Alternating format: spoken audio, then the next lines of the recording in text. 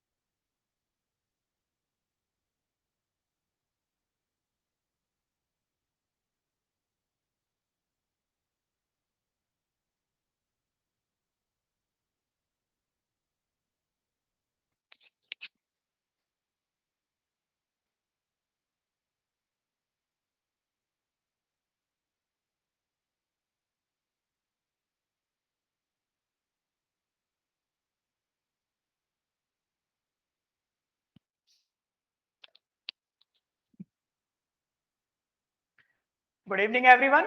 Welcome to the Nimbus Learning powered by the Engineers Academy. और आज हम इस सब्जेक्ट स्टार्ट करने वाले हैं जो गेट का एक इंपॉर्टेंट सब्जेक्ट कह सकते हैं, water resources engineering. Water resources engineering है, इसमें हमें दो पार्ट जो हमारे पास इंपॉर्टेंट है।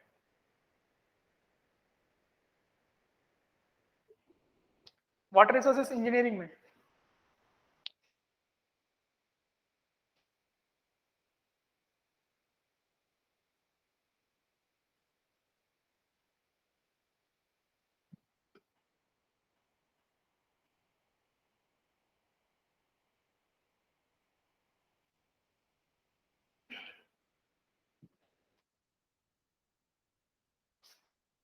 Good evening everyone.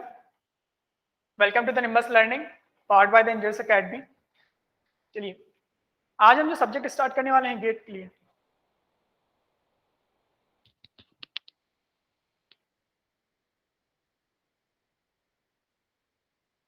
M I audible? तो कमेंट वगैरह करके बताइए। वॉइस आ रहा है मेरा अच्छे से? जो भी पे ऑनलाइन है एक बार। ओके, चलिए ठीक है। चलिए स्टार्ट करते हैं। चलिए स्टार्ट करते हैं। वाटर रिसोर्सेज इंजीनियरिंग जो हमारे पास सब्जेक्ट है, जो हमारे पास एक गेट के लिए हम पढ़ते हैं। इस सब्जेक्ट में हमारे पास दो सब्जेक्ट हमारे पास इंपॉर्टेंट आते हैं, हाइड्रोलॉजी और इरिगेशन। ठीक है, वही हम यहाँ पे डिस्कस करने वाले हैं, हाइड्रोलॉजी एंड इरिगेशन। स्टार्ट करने से पहले एक मेरा एक छोटा सा introduction. My name is Rahul Jain and I am get qualified and did the master degree from the IIT Madras in the same subject. Okay. Then after I'm in teaching line. ठीक है, तो चलिए स्टार्ट करते हैं। अब यहाँ से जो हमारे पास ये सब्जेक्ट है वाटर रिसोर्स इंजीनियरिंग, इसका गेट में क्या रोल है? सबसे फर्स्ट हमें ये पता होना चाहिए, कोई भी एग्जामिनेशन हम देने जा रहे हैं तो उससे ये पता होना चाहिए कौन कौन से सब्जेक्ट वहाँ पर इन्वॉल्व है, वहाँ पर कौन कौन से उसका सिलेबस क्या है सबसे इंपॉर्टेंट, और उसका मार्किंग डिस्ट्रीब्यूशन किस तरीके से किया हुआ है, तो ये आपको सबसे इंपॉर्टेंट पता होना चाहिए। वाटर रिसोर्स इंजीनियरिंग आपको सिविल में आपने सेमेस्टर वाइज में पढ़ाई होगा। इसमें यहाँ पर हमारे पास दो सब्जेक्ट्स इंपॉर्टेंट है, इरिगेशन एंड हाइड्रोलॉजी यहाँ पर काउंट होते हैं, वाटर रिसोर्स इंजीनियरिंग में हम पढ़ते हैं। जो वाटर रिसोर्सेज इंजीनियरिंग है, जो गेट में इसका जो वेटेज है वो 4 to 5 मार्क्स का रहता है। एवरी ईयर 4 to 5 मार्क्स हमारे पास डेफिनेटली यहाँ से क्वेश्चंस पूछे ही जाते हैं इन दोनों सब्जेक्ट्स को मिलाकर। ठीक है, 4 to 5। And hydrology and irrigation तो यहाँ से मोस्टली 2 मार्क्स का कभी कभी पूछ लिए जाते हैं, 1 मार्क्स जो 1 क्वेश्चन कभी 2 मार्क्स का पूछ लिया जाता है, कभी 1 पार्ट में क्रिएट कर लिया जाता है, this such type of this thing. Okay, तो वही हम यहाँ पर स्टडी करने वाले हैं। तो फर्स्ट जो हमारे पास यहाँ पर स्टार्ट करने वाले हैं वो है इरिगेशन से related. Irrigation, what is the irrigation के रिलेटेड हम पढ़ने वाले हैं। इरिगेशन में हमारे पास जो गेट में क्वेश्चन पूछे जाते हैं वो 2 मार्क्स से पूछे जाते हैं, काफी अच्छे कॉन्सेप्चुअल वाले क्वेश्चन पूछे जाते हैं, कॉन्सेप्ट बहुत अच्छा क्वेश्चन पूछा जाता है वहां से यहाँ पर हमारे पास इरिगेशन में। तो वही हम स्टार्ट करने वाले। चलिए अब यहाँ पे इसका सिलेबस क्या है, फर्स्ट ऑफ ऑल इसका सिलेबस क्या है अकॉर्डिंग टू गेट एग्जामिनेशन, वो हम देखते हैं। तो फर्स्ट हमारे पास इसके सिलेबस की अगर बात करें इरिगेशन में,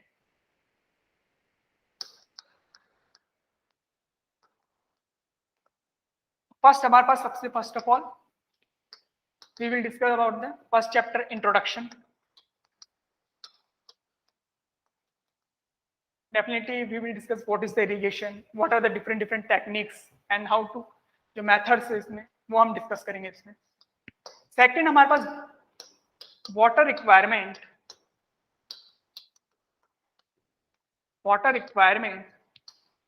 of crop,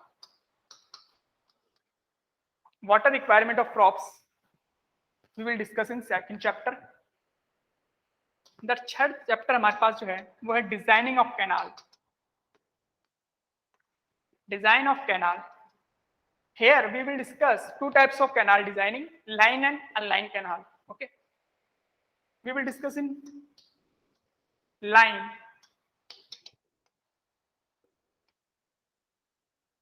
and unlined canal. ये हमारे पास है थर्ड चैप्टर। फोर्थ चैप्टर हमारे पास जो आएगा वो हमारे पास थ्योरी ऑफ सीपेज,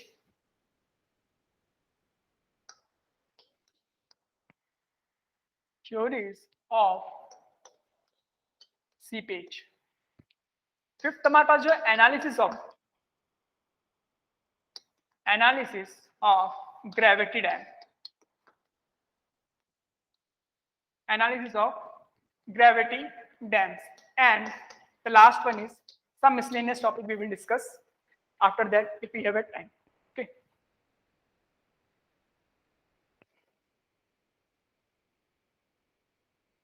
श्रेया,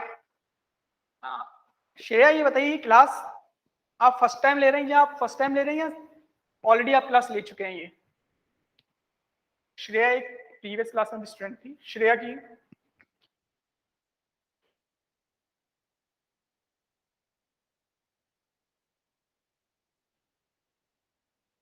क्योंकि एक स्टूडेंट पहले भी इसी नाम से एक प्रीवियस क्लास भी हमारे पास में थी प्रीवियस कॉलेज में। जो श्रेया, कमेंट करके बताइए जरा ये फर्स्ट टाइम है आपका या ऑलरेडी आप कैसे क्लासेस ले चुके हैं इरिगेशन की? जो फ्राइडे और सैटरडे को क्लास हुई थी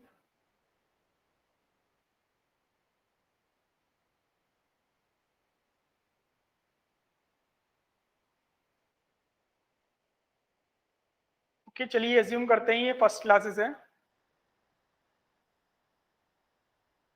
ओके ओके, तो ये सेम कॉलेज है। ओके ओके, तो चलिए 2 classes are already done. Actually I assume that this is a new college. Okay, तो ऑलरेडी इज 2 क्लासेस डन। तो फिर हम जो हमारे पास लास्ट क्लास से हमने स्टार्ट, हम लास्ट क्लास में हमने ड्रॉप किया था टॉपिक, वहां से स्टार्ट करेंगे। ओके, चलिए स्टार्ट करते हुए जो लास्ट क्लास से हमने स्टार्ट किया।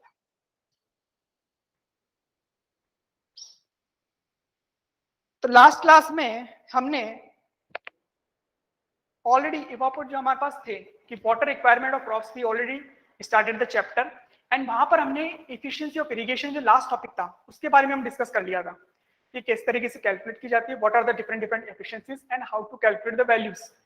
हमने एक क्वेश्चन भी सॉल्व किया था, उसके थ्रू हमने समझा भी था कि किस तरीके से हमने जो एफिशिएंसीज है उसको कैलकुलेट किया जाता है। ठीक है, तो जो नेक्स्ट हमारे पास जो टॉपिक था वो था, जो नेक्स्ट टॉपिक है वो है evapotranspiration and consumptive use of water. What are this, ठीक है, वो हम डिस्कस करेंगे। नेक्स्ट जो हमारे पास टॉपिक है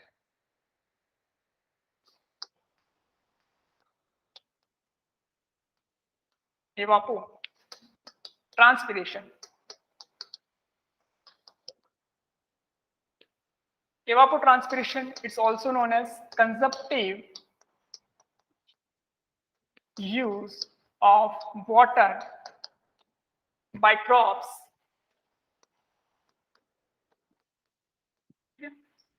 in the first chapter when we are discussing the salt concentration, this term is came। जब हमारे पास evapotranspiration का जो टर्म था वो हमारे पास आया कि what is the evapotranspiration या consumptive use of water होता क्या है, तो यहाँ पर हम इसको डिस्कस करने वाले हैं। फर्स्ट ऑफ ऑल देखिए इवापोट्रांसपिरेशन। इवापोट्रांसपिरेशन आपको पता होगा, जो हमारे पास ये वर्ड है evapotranspiration, actually it's combined with the two words. There are two words. There are two words. First is evaporation. Next one is transpiration.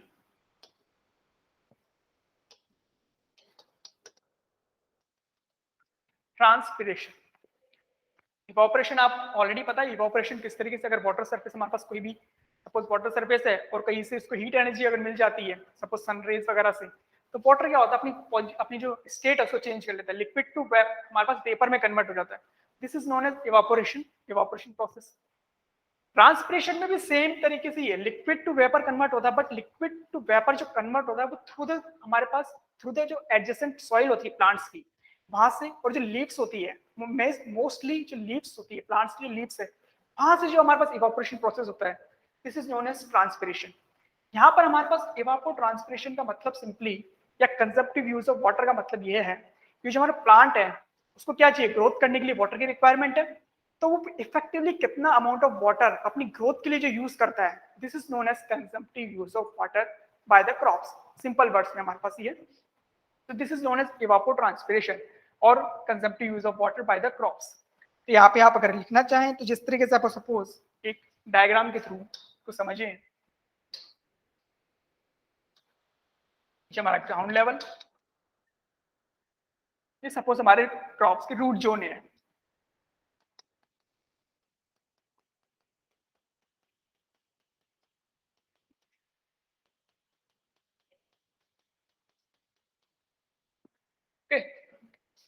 हमने इरिगेशन के थ्रू वाटर प्रोवाइड किया, तो यहां पर सपोज वाटर लेवल यहां पर कहीं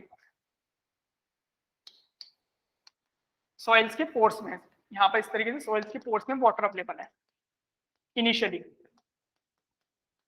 तो this water it is used by the plants for its own growth. तो यहाँ पर सपोज वाटर का जब यूटिलाइजेशन होगा तो ये जो वाटर एलिवेशन है सपोज यहाँ से हमारे पास ये D1 डिस्टेंस पर है, यहाँ से इसको मेजर कीजिए बॉटम से ताकि वो अच्छी समझ में आ जाएगा। और जो यूटिलाइजेशन के बाद वाटर डेफिनेटली डेफिशिएट होगा, तो सपोज इस लेवल पर आ गया, पहले D1 डिस्टेंस D1 डेप्थ पर वाटर अमाउंट था, यहाँ से D2 क्या हो गया, यूटिलाइजेशन हो गया, वाटर का यूटिलाइजेशन प्लांट ने अपनी ग्रोथ के लिए किया, पहले D1 था फिर D2 हो गया, तो इतना actually net amount of water कितना यूज हुआ, this amount of such amount of water it is which is utilization by the plant. ये जो हमारा, और ये कितने दिनों में हुआ, इस वाटर को यूटिलाइजेशन होने में प्लांट्स क्या है कुछ टाइम लेगा ऑब्वियसली, तो कुछ टाइम जो लेगा वही हमारे पास कंजम्पटिव यूज ऑफ वाटर या फिर इसको इवापोट्रांसपिरेशन कहते हैं। कंजम्पटिव यूज को हम CU से डिनोट करते हैं,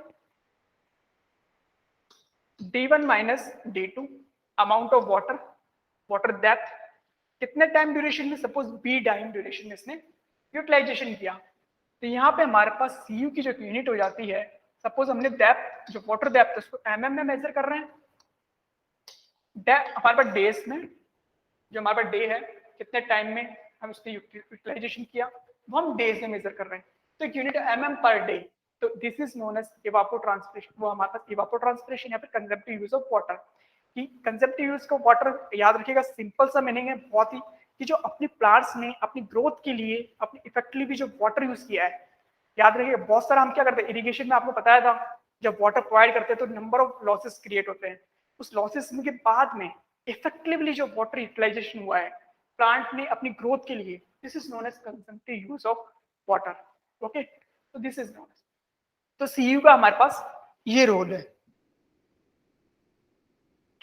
अब how to measure the evapotranspiration, तो there are different number of different methods are here कि how to measure the evapotranspiration। वो देखिए,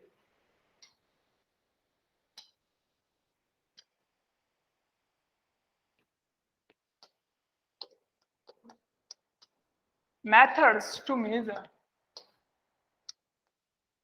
evapotranspiration।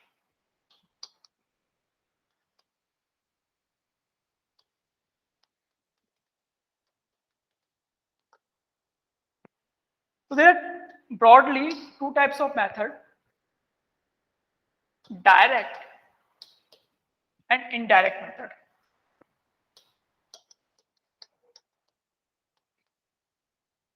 Direct method means experimental methods, हम वहां पे हमने फील्ड पर गए, वहां पे विजिट किया, नंबर ऑफ एक्सपेरिमेंट हमने कंडक्ट किए, then we calculate the evapotranspiration value और CU value in terms of। Indirect method means we are using empirical equations, empirical equations हम यूज कर रहे हैं, डायरेक्टली हम क्या कर रहे हैं लेबोरेटरी में बैठे बैठे वहां पर वैल्यूज का पता कर रहे हैं। तो एम्पिरिकल इक्वेशंस होती है means they are based on number of experiment already done on the field, यहाँ पर हमारे पास उनको यूटिलाइजेशन करके हम वैल्यूज को कैलकुलेट कर लेते हैं, वो सिंपलाइज करने के लिए। तो डायरेक्ट मेथड में हमारे पास नंबर ऑफ मेथड्स अवेलेबल है। फर्स्ट हमारे पास है लाइजी मीटर मेथड, इसको lysimeter method, area field plot method. Third method is inflow and outflow, inflow and outflow method, simple सा।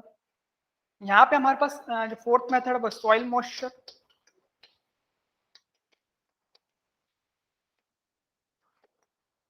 हमारे पास सॉइल मॉइस्चर। इनडायरेक्ट मेथड में हमारे पास नंबर ऑफ इक्वेशंस अवेलेबल है, उन्हीं इक्वेशंस को यूज करके हम डायरेक्टली वैल्यू को कैलकुलेट कर लेते हैं। तो फर्स्ट हमारे पास यहाँ पर हमारे पास वैल्यूज हमारे पास है वो है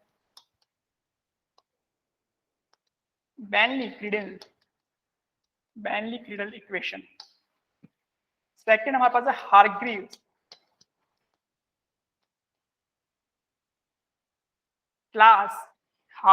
क्लास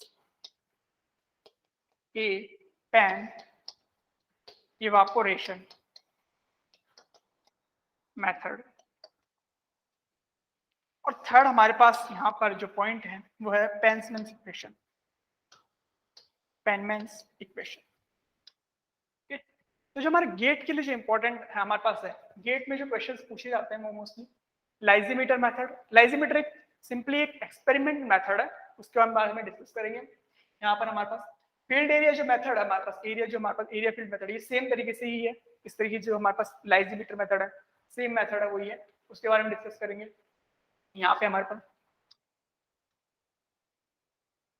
ये जो हमारे पास नेक्स्ट हमारे पास जो इनफ्लो एंड आउटफ्लो मेथड है, we will discuss this topic in hydrology. Hydrology में भी हमारे पास ये डिस्कस करते हैं, वहां पर आप ये पढ़ेंगे डिटेल्स में।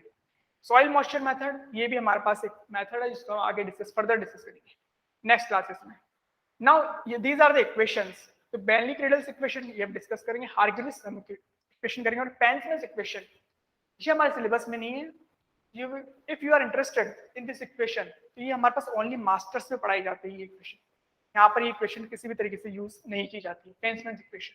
तो चलिए देखिए हमारे पास लाइजीमीटर मेथड और टैंक लाइजीमीटर मेथड, ये होता क्या है उसके बारे में देखते हैं कि लाइजीमीटर और टैंक लाइजीमीटर है क्या। यहाँ से क्वेश्चंस काफी ज्यादा पूछ जाते हैं। फर्स्ट मेथड जो हमारे पास है इसको लाइजीमीटर या टैंक लाइजीमीटर ऐसा क्यों देखते हैं।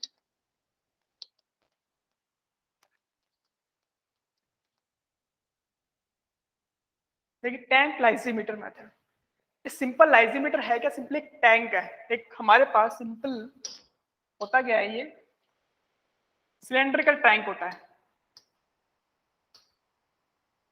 सिलेंड्रिकल टैंक होता है सिंपल, ये लेकिन कह सकते हो आप टैंक होता है, उसी को लाइजीमीटर मेथड बोलते हैं।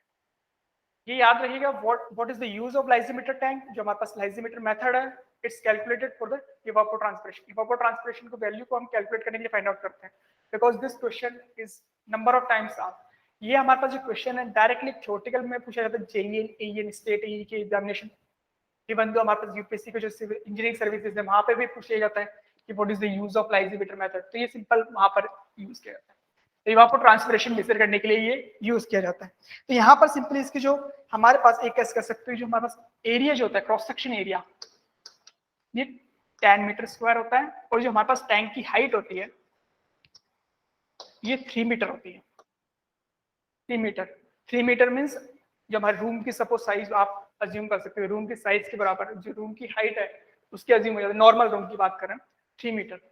अब करते क्या है इसमें, इसके बॉटम पोर्शन पर हम क्या करते हैं, परफोरेटेड प्लेट यहां पर हम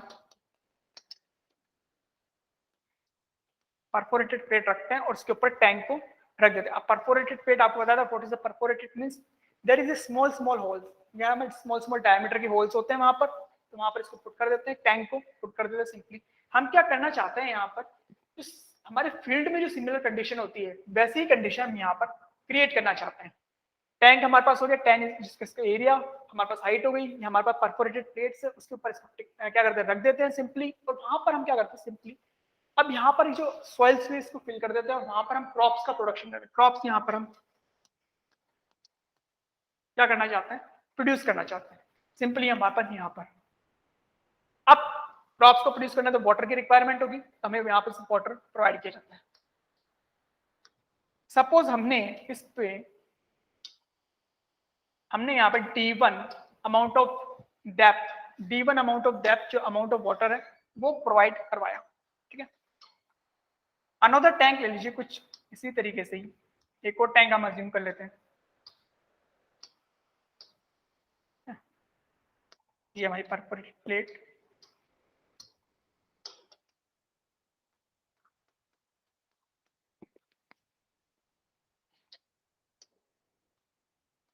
ये हमारे पास D2, और इसमें हमने प्रोवाइड किया D2 अमाउंट ऑफ डेप्थ हमने यहाँ पर प्रोवाइड कर रहे हैं। अगेन इसमें भी हम कुछ क्रॉप्स को प्रोड्यूस कर रहे हैं। अब आपको पता है परफोरेटेड प्लेट्स है, तो परफोरेटेड प्लेट्स यहाँ पे होल्स है, तो जैसे हमने वाटर प्रोवाइड किया तो कुछ अमाउंट ऑफ वाटर क्या हो गया, लॉस हो जाएगा, कुछ अमाउंट ऑफ वाटर लॉस में चला गया। सपोज यहाँ पे D2 अप्लाई किया, A2 depth amount of water loss में चला गया। यहाँ पर हमने D1 प्रोवाइड किया था, यहाँ पर suppose A1 amount of depth जो वाटर है वो लॉस में चला गया। सिंपली हम क्या करें, क्रॉप का प्रोडक्शन करने जाते हैं। तब क्या करेगी, जो कुछ अमाउंट ऑफ वाटर है वो क्या क्रॉप्स अपनी ग्रोथ के लिए यूटिलाइजेशन करेगी, तो वो कुछ अमाउंट ऑफ वाटर हमारे पास यूटिलाइजेशन की, और हम कुछ टाइम के बाद में मेजर करते हैं कि किस टैंक से हमारे पास मैक्सिमम यील्ड मिली है, किस टैंक से हमें मैक्सिमम यील्ड ऑफ क्रॉप मिली है। मैक्सिमम यील्ड मतलब कि हाउ मच अमाउंट ऑफ जो क्रॉप है उसकी हम बात कर रहे हैं कि किससे हमें सबसे ज्यादा क्रॉप का प्रोडक्शन हुआ है। उसी के रेस्पेक्ट में जो हमारे पास वाटर डेप्थ आती है उसी को हम क्या बोलते हैं, consumptive use of water simply. तो सपोज हमारे पास टैंक 1 में जो हमारे पास टैंक 1 है, यहाँ पर कंजम्पटिव यूज किस तरीके से लिखेंगे, इसके लिए अगर CU को हमें लिखना है तो actual amount of water which is utilization by the crop which is D1 minus A1 divided by कुछ टाइम ड्यूरेशन के लिए स्विम किया हो, सपोज बी मान लीजिए। इस केस में हम सी यू की वैल्यू निकालते हैं। सपोज यहाँ पे आ जाएगा D2 minus A2 divided by कुछ टाइम ड्यूरेशन के लिए अज्यूम कर लीजिए। बेस पीरियड सेम होना चाहिए, याद रखिएगा यहाँ पे क्रॉप सेम, बेस पीरियड हमारे पास सेम है, ठीक है। बस ओनली कुछ कंडीशन, सॉइल की कंडीशन डिफरेंट है, तो यहाँ पर जो लॉसेस है वो यार कभी यहाँ पर ज्यादा हो सकता है, किसी में कम हो सकता है। सपोज यहाँ पर हमारा सेकंड कंडीशन में हमें मैक्सिमम यील्ड मिली,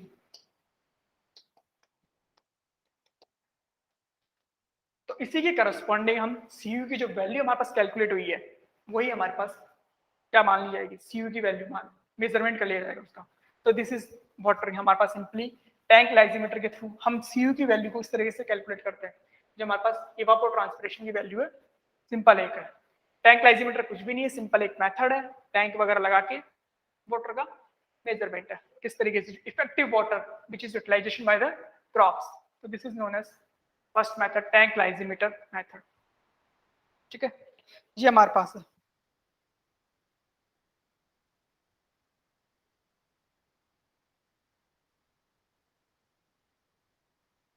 तो ये हमारे पास फर्स्ट मेथड है, सिंपल मेथड है कि किस तरीके से जो हमारे पास है हम कह सकते हैं इवापोर ट्रांसपिरेशन मेजर किया जाता है। सेकंड मेथड जो हमारे पास है एरिया फील्ड, जो हमारे पास मेथड है एरिया फील्ड प्लॉट मेथड, उसको देखिए।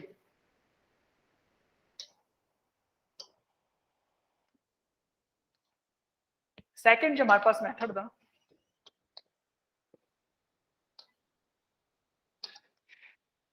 Area field plot method,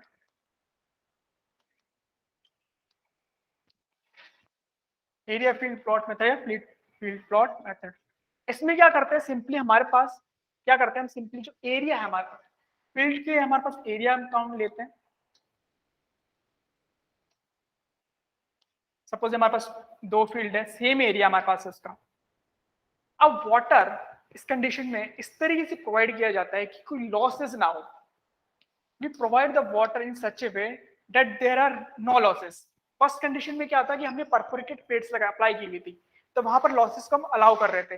but in this condition we are not allowing any losses, तो there are no losses are there. Simply यहाँ पर हमने suppose D1 amount of water provide किया, कोई crop का production कर रहे हैं, और यहाँ पर हमने D2 amount of water provide किया। तो ये हमारे पास ये दो फार्मिंग एरिया थे, वहां पर क्रॉप का प्रोडक्शन किया और water provided in such a way that there are no losses, कोई भी लॉसेस हमारे पास यहाँ पर नहीं हो रहे हैं। अब जिसके करस्पॉन्डिंग इस फील्ड में जिसके भी करस्पॉन्डिंग हमें मैक्सिमम यील्ड मिलेगी वही हमारी सीयू की वैल्यू हो जाएगी। तो यहाँ पर सीयू की वैल्यू किस तरीके से कैलकुलेट करेंगे, यहाँ पर सिंपली अगर यहाँ पे कोई लॉसेस नहीं हो रहे हैं तो डेफिनेटली ये जो टोटल वाटर है ये यूटिलाइजेशन हो रहा है क्रॉप के प्रोडक्शन में। तो यहाँ पर D1 divided by suppose B days के लिए हमने यूज किया हुआ है, और यहाँ पर CU equal to suppose D2 provide किया हुआ है कुछ टाइम ड्यूरेशन के लिए। तो जो भी हमारे पास फील्ड एरिया है जो मैक्सिमम वैल्यू में प्रोवाइड करेगा वही हमारे पास क्या हो जाएगा, सिंपल एंड सिंपल CU की वैल्यू हम उसको अज्यूम कर लेंगे। सपोज अगर इससे हमारे पास मैक्सिमम यील्ड मिल रही है तो whatever the we get the corresponding value, CU की जो करस्पॉन्डिंग वैल्यू आएगी वही हमारी इवापोर ट्रांसपिरेशन की वैल्यू होगी, कंजप्टिव यूज ऑफ वाटर इसको आप कह सकते हैं। तो ये हमारे पास है फील्ड एरिया मेथड या फील्ड एरिया, हमारे पास फील्ड प्लॉट मेथड है। ये सिंपल है, पूछा नहीं जाता, आपको पता होना चाहिए कि ये मेथड्स होते हैं वहां पर, ठीक है। ये हमारे पास हो गया। जो हमारे पास अब नेक्स्ट इनडायरेक्ट मेथड की हम बात करें, क्योंकि अदर जो टू मेथड्स थे वो हमारे पास इसमें हम डिस्कस नहीं करते इरिगेशन में। जो हमारे पास अदर जो हमारे पास इनडायरेक्ट मेथड्स हैं, फर्स्ट हमारे पास है उसमें जो हमारे हारग्रीव्स क्लास ए पैन जो class A pan evaporation method. अब वो देखिए वो है क्या, वो भी एक सिंपल मेथड है, डायरेक्ट लिक्वेशन के बेसिस पर हमारे पास कैलकुलेट होते हैं। पहले क्लास जो हारग्रीव्स उसको पढ़ लेते हैं, देन दिस बेन-लिक्विडस इक्वेशन है हमारे पास। इनडायरेक्ट मेथड में हमारे पास first method Hargreaves class A pan evaporation method. तो अकॉर्डिंग टू दिस मेथड जो हमारे पास CU की जो वैल्यू है, हमारे पास CU की जो वैल्यू है इट इज गिवन बाय के इनटू हमारे पास इवापोरेशन कह सकते हो इवापोरेशन रेट, सिंपल सा। Cu की value is given bye K into L, के इंटू ई एल। अब यहाँ पर K है क्या और EL क्या है हमारे पास, उसको देखते हैं। इवापोरेशन रेट बोल दीजिए या फिर इवापोरेशन अगर बोलना चाहते हैं तो हम यहाँ पे उसको EP से शो करें। K हमारे पास क्या है और ये मेथड है क्या, फर्स्ट ऑफ ऑल देखिए इसमें। आपको पता लग रहा है कि हार्ग्रीव्स तो एक कह सकते हो साइंटिस्ट वगैरह का नाम है। क्लास ए पैन, पैन यहाँ पे सिंपली आप कैसे जो यूटेंसिल वगैरह आप देखते हो ना घर में, बर्तन जिसे कहते हैं, सिंपल सा एक पैन है, एक स्टैंडर्ड साइज का पैन है। उसको क्या करते हैं, ये सपोज एक पैन है, इसकी एक स्टैंडर्ड हाइट्स वगैरह होती है, that's why this is called class A pan. ये जनरली यूएस वगैरह में बहुत ज्यादा यूटिलाइजेशन किया जाता है। यहाँ पर हम क्या करते हैं, इसमें कुछ अमाउंट ऑफ वाटर को फिल कर कर जो ओपन एटमॉस्फेयर है उसमें रख देते हैं, सिंपल सा। अगर आप नॉर्मली क्या करोगे, किसी भी बर्तन में पानी रख के किसी भी यूटेंसिल में कुछ अमाउंट ऑफ वाटर फिल करके अगर ओपन एटमॉस्फेयर में रख देते हो और वहां से सनरेज आ रही है तो आपको शाम तक क्या पड़ेगा, वाटर कुछ अमाउंट ऑफ डिप्लेटेड हो जाएगा, कुछ अमाउंट क्या हो जाएगा, वो कन्वर्ट हो जाएगा इवापोरेशन में, लॉसेस में चल जाएगा, इवापोरेशन में कन्वर्ट हो जाएगा। तो उसी पे बेस्ड हमारे पास ये है। इसमें किस तरीके से जो फील्ड की जो सेम इन्वायरमेंट कंडीशन होती है वही कंडीशन हम क्या अज्यूम कर रहे हैं कि जो ओपन एनवायरमेंट है वहां पर वैसी ही कंडीशन है जैसी फील्ड में कंडीशन है। हमने क्या किया, एक पैन लिया, कुछ अमाउंट ऑफ वाटर उसमें फिल कर दिया और वहां पर पुट कर दिया। अब यहाँ से जितना भी अमाउंट ऑफ वाटर जो कुछ दिनों के बाद में इवोपरेट हुआ वही यहाँ पर हम पुट कर देते हैं और डायरेक्टली यहाँ से वैल्यूज को कैलकुलेट कर लेते हैं। मतलब यहाँ पर सिर्फ एनालॉजी की जा रही है कि एक फील्ड की कंडीशन कुछ है पर हम यहाँ पे सिंपल एक पैन की कंडीशन है, जो भी पैन में इवोपरेशन होगा वही हमारे पास फील्ड में होगा। बट डेफिनेटली यहाँ पर ऐसा तो कुछ होता नहीं है, प्रैक्टिकली ऐसा कुछ नहीं होता है। बट यहाँ पर हम क्या कहते हैं, इनडायरेक्ट मेथड, तभी तो वो इनडायरेक्ट मेथड्स है कि यहाँ पर हम सिंपली फॉर्मूलाज वगैरह, यहाँ पर कुछ एरर वगैरह होती है तो उसी एरर वगैरह को कम करने के लिए यहाँ पर एक कांस्टेंट यूज किया जाता है, this is known as pan coefficient, या पैन हमारे पास सिंपली कॉफिशिएंट, तो इसको कहा जाता है पैन कॉफिशिएंट। अब pan coefficient it's depends upon the pan properties, जो पैन की जो प्रॉपर्टीज है, किस मेटल का बना हुआ है ये, क्या कॉपर का है या जिंक का है, उस पर डिपेंड करता है। क्योंकि ये क्या जो हमारे पास मेटल्स वगैरह होते हैं ये इवोपरेशन रेट को अफेक्ट करते हैं। तो यहाँ पर हमारा पैन कॉफिशिएंट, यहाँ पर एक क्लास ए पैन इसलिए क्या है कि इसने एक कॉपर का एक जो मेटल है उसकी यहाँ पर उसका पैन था वो यूटिलाइजेशन किया हुआ है।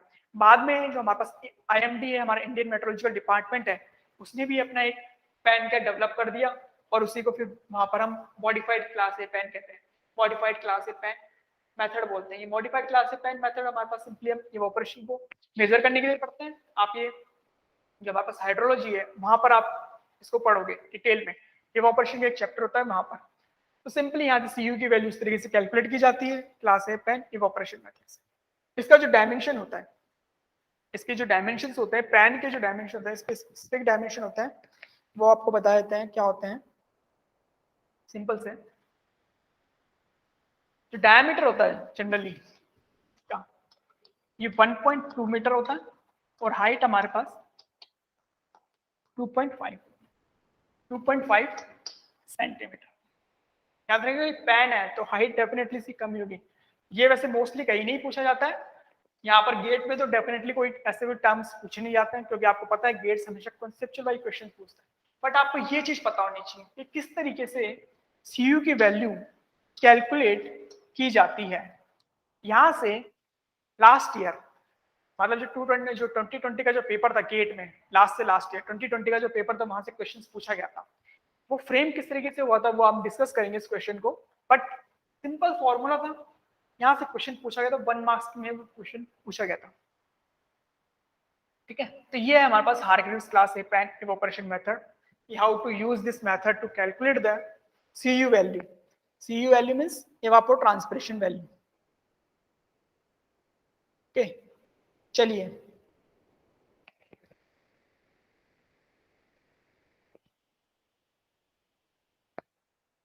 नेक्स्ट हमारे पास जो मेथड है वो है बेनली-क्रीडल्स इक्वेशन है, बेनली-क्रीडल्स इक्वेशन, उसके बारे में देखते हैं।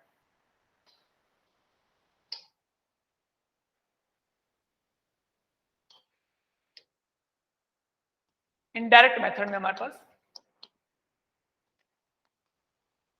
ब्लेनी स्क्रीडल्स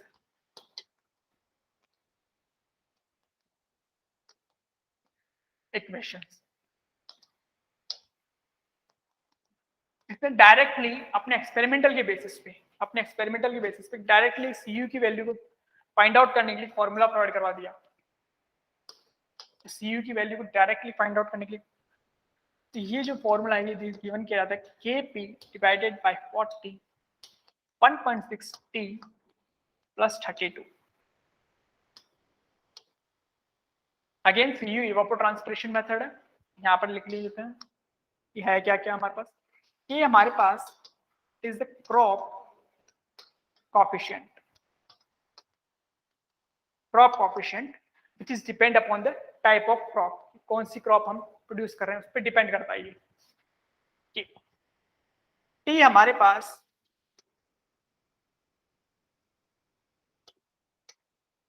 monthly mean temperature, this is the monthly T जो हमारे पास यहाँ पर है टी है, this is monthly mean temperature in degree Celsius. In degree Celsius में हमारे पास टी की वैल्यू हमारे पास अवेलेबल होती है। पी हमारे पास, पी को समझिए, पी है क्या चीज पहले देखते हैं। पी हमारे पास होता है percentage of light hours in a day, कि हमारे पास सपोज परसेंटेज लाइट आवर्स का मतलब क्या है कि जो हमारे पास पूरा फुल डे होता है 24 आवर का, आपको पता है सिंपली हमारे पास 12 आवर हमारे पास डे का होता है और नाइट का ड्यूरेशन होता है। तो हम ऑन एन एवरेज हमारे सनलाइट हमें कम मिल रही है। सनलाइट का यहाँ पे परसेंटेज लाइट आवर का मतलब है कि जो लाइट है, जो सन से जो लाइट्स आ रही है, रेज जो हमें मिल रही है, हीट हमें जो मिल रही है, वो कितने टाइम ड्यूरेशन के लिए हमारे पास अवेलेबल है। मोस्टली सब ऑन एन एवरेज सपोज कर लीजिए, अगर सपोज इस तरीके से कि सपोज सुबह सुबह सूरज निकलता है 8 बजे, सपोज 8 से 9 बजे तक, और शाम के 5-6 बजे तक वापस व्यस्त हो जाता है, सपोज 8 घंटे के लिए हमें हमारे पास percentage of day light hour available. तो पी का मतलब वही है। पी हमारे पास, इसको और अच्छे समझेंगे कि किस तरीके से कैलकुलेट किया जाता है वो देखेंगे। Percentage of day light hour, daylight hours in that duration.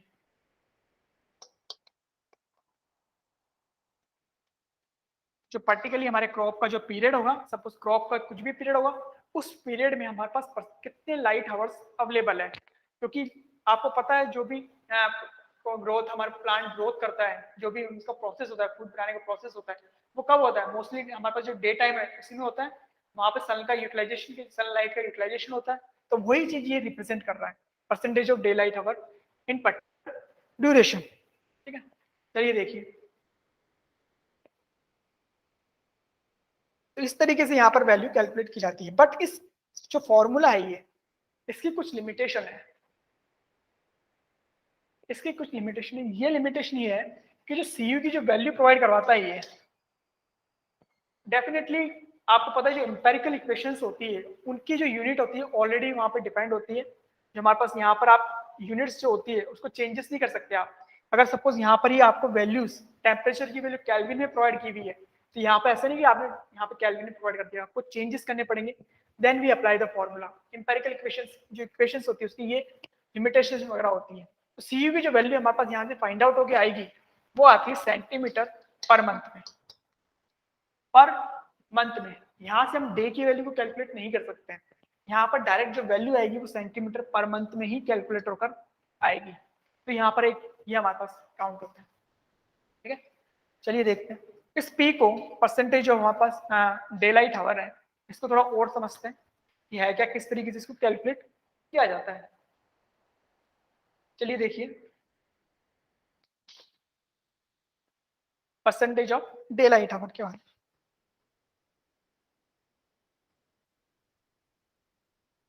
Suppose कोई सा भी हम मंथ अज्यूम कर लीजिए, आप कोई सा भी मंथ अज्यूम कर लीजिए। सपोज हमने दिसंबर मंथ अज्यूम किया,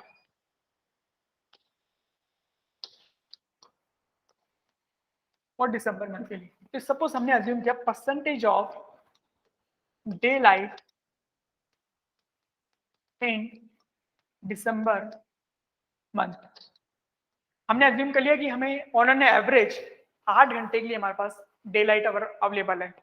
याद है डे लाइट का मतलब सिंपली यहाँ पे जो सूरज की रोशनी कह सकते हो आप, सनरेज को जिसको कह सकते हो, वो चीज हम बात कर रहे हैं। सपोज 8 आवर्स की हमारे पास अवेलेबल है ये चीज, 8 आवर्स। अब दिसंबर का टाइम है, टोटल हमारे पास कितने डेज हो गए, टोटल 31 डेज। तो टोटल हमारे पास percentage of day light hour in December month is average 8, one day के लिए 8 multiply by total days, directly हमने मल्टीप्लाई कर दिया। Now percentage of day light in entire year. अब हम बात कर रहे हैं एंटायर ईयर की। सपोज हमने यहाँ पर, आपको पता है हमारे यहाँ पर इंडिया में मोस्टली जो समर सीजन ज्यादा होता है, समर सीजन का जो ड्यूरेशन होता है वो काफी ज्यादा होता है। तो हमारे pass on an average value यहाँ पर हम सपोज अज्यूम कर लेते हैं 10 आवर, टोटल ड्यूरेशन 365 डेज।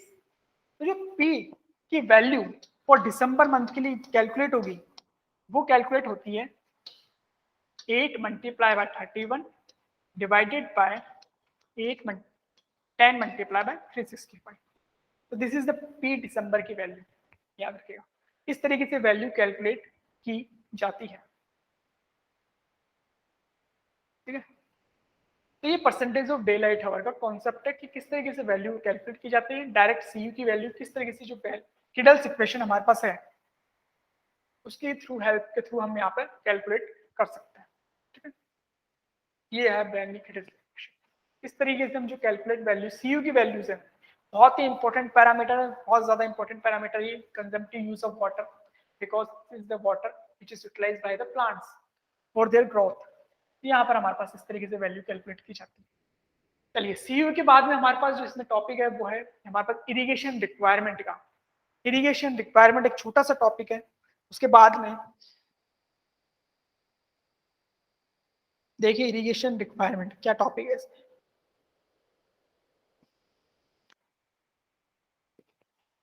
चलिए इसको हटाते हैं, आगे बढ़ते हैं।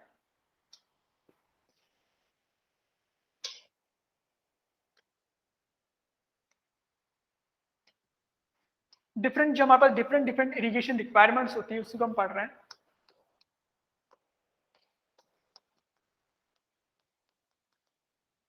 इरिगेशन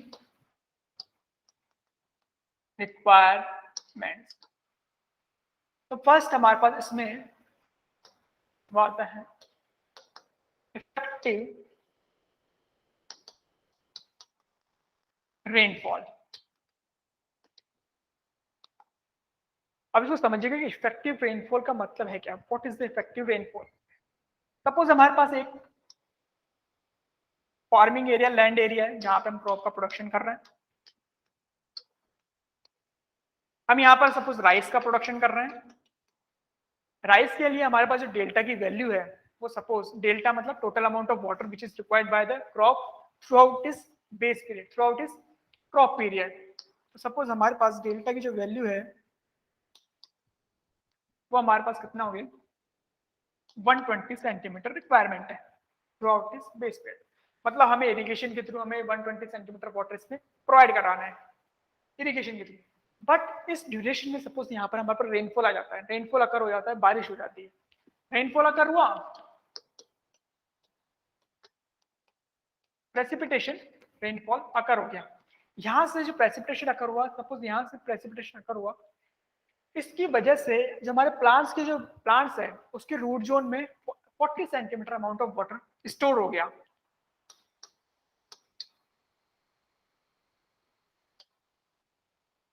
यहाँ पर 40 centimetre amount of water store हो गया। याद रखिए 40 centimetre amount of water store हो गया। तो this is known as P effective. याद रखिए जब भी हमारे पास क्या होता है, रेनफॉल अकर होता है, आपको पता है नंबर ऑफ लॉसेस हो जाते हैं। आपने पानी बहता हुआ भी देखा होगा, पानी स्टोर भी हो जाता है। तो वही चीज हमारे पास पानी जो स्टोर हो गया, वाटर जो स्टोर हो गया है, उसकी हम यहाँ पे बात कर रहे हैं कि यहाँ पर वाटर स्टोर हो गया। अब देखिए यहाँ पर 120 हमें प्रोवाइड कराना था इरिगेशन के थ्रू, बट रेनफॉल अकर हो गया, उसके उसकी वजह से 40 सेंटीमीटर ऑलरेडी स्टोर हो गया।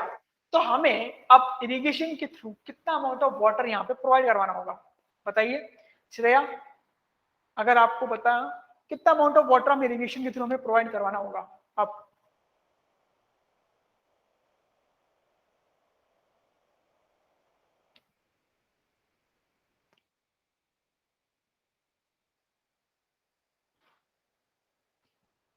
अगर आपको ये समझ में आया तो बताइए, how much water we require for to provide to the irrigation system in this, कितना अमाउंट ऑफ वाटर हमें प्रोवाइड करवाना है यहाँ पे क्रॉप के प्रोडक्शन के लिए। हमें देना 120 था स्टार्टिंग में, बट थ्रू द प्रेसिपिटेशन हमारे पास 40 centimetre amount of water store हो गया। हमें कितना अमाउंट ऑफ वाटर प्रोवाइड करवाना है यहाँ पर टोटल,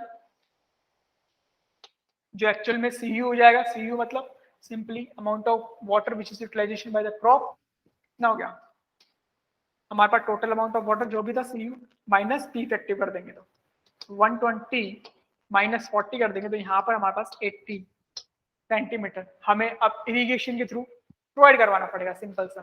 ठीक है, यहाँ पर सिंपल। तो यहाँ पर पी इफेक्टिव ने एक्चुअली किया क्या, रेनफॉल ने हमारे पास किया क्या, रेनफॉल ने हमारी एक हेल्प कर दी, एक तरीके से हेल्प हो गई।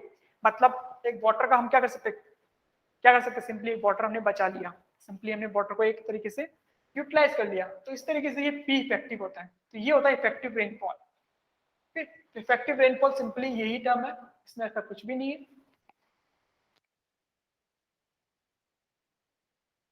ये होता है इफेक्टिव रेनफॉल। क्या ऐसा कुछ डेफिनेशन वगैरह में, बस आपको समझ में आना चाहिए कि इफेक्टिव रेनफॉल है क्या, इफेक्टिव रेनफॉल का यूटिलाइजेशन है क्या वर्ड। नेक्स्ट हमारे पास जो वर्ड है वो है consumptive irrigation requirement.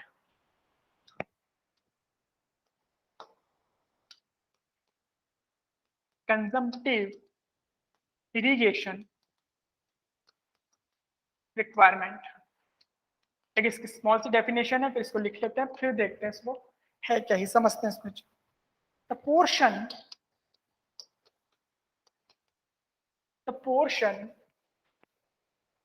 of consumptive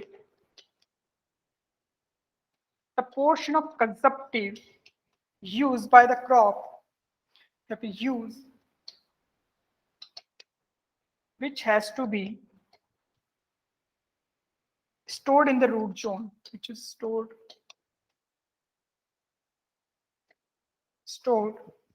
in the root zone,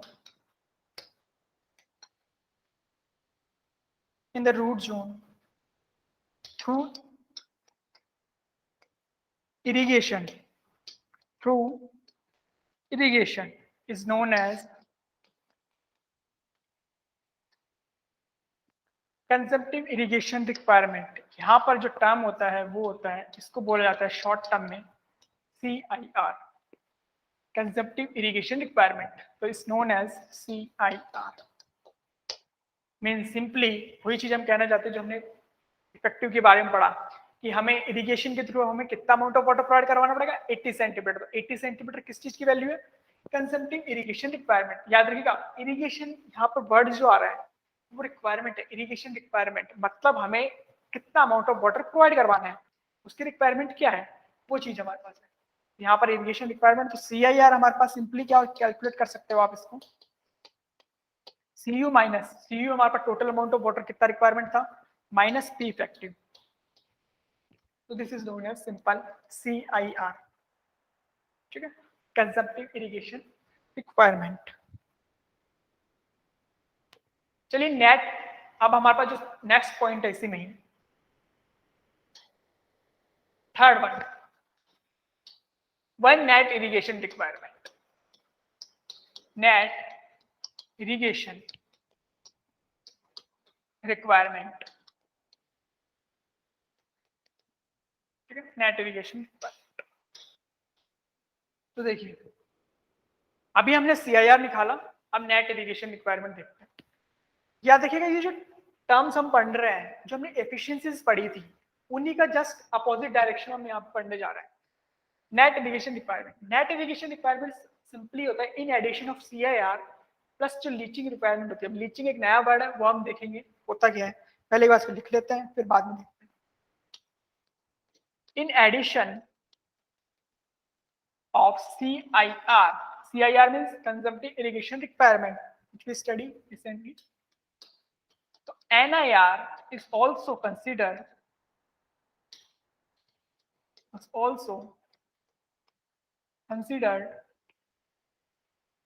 leaching requirement.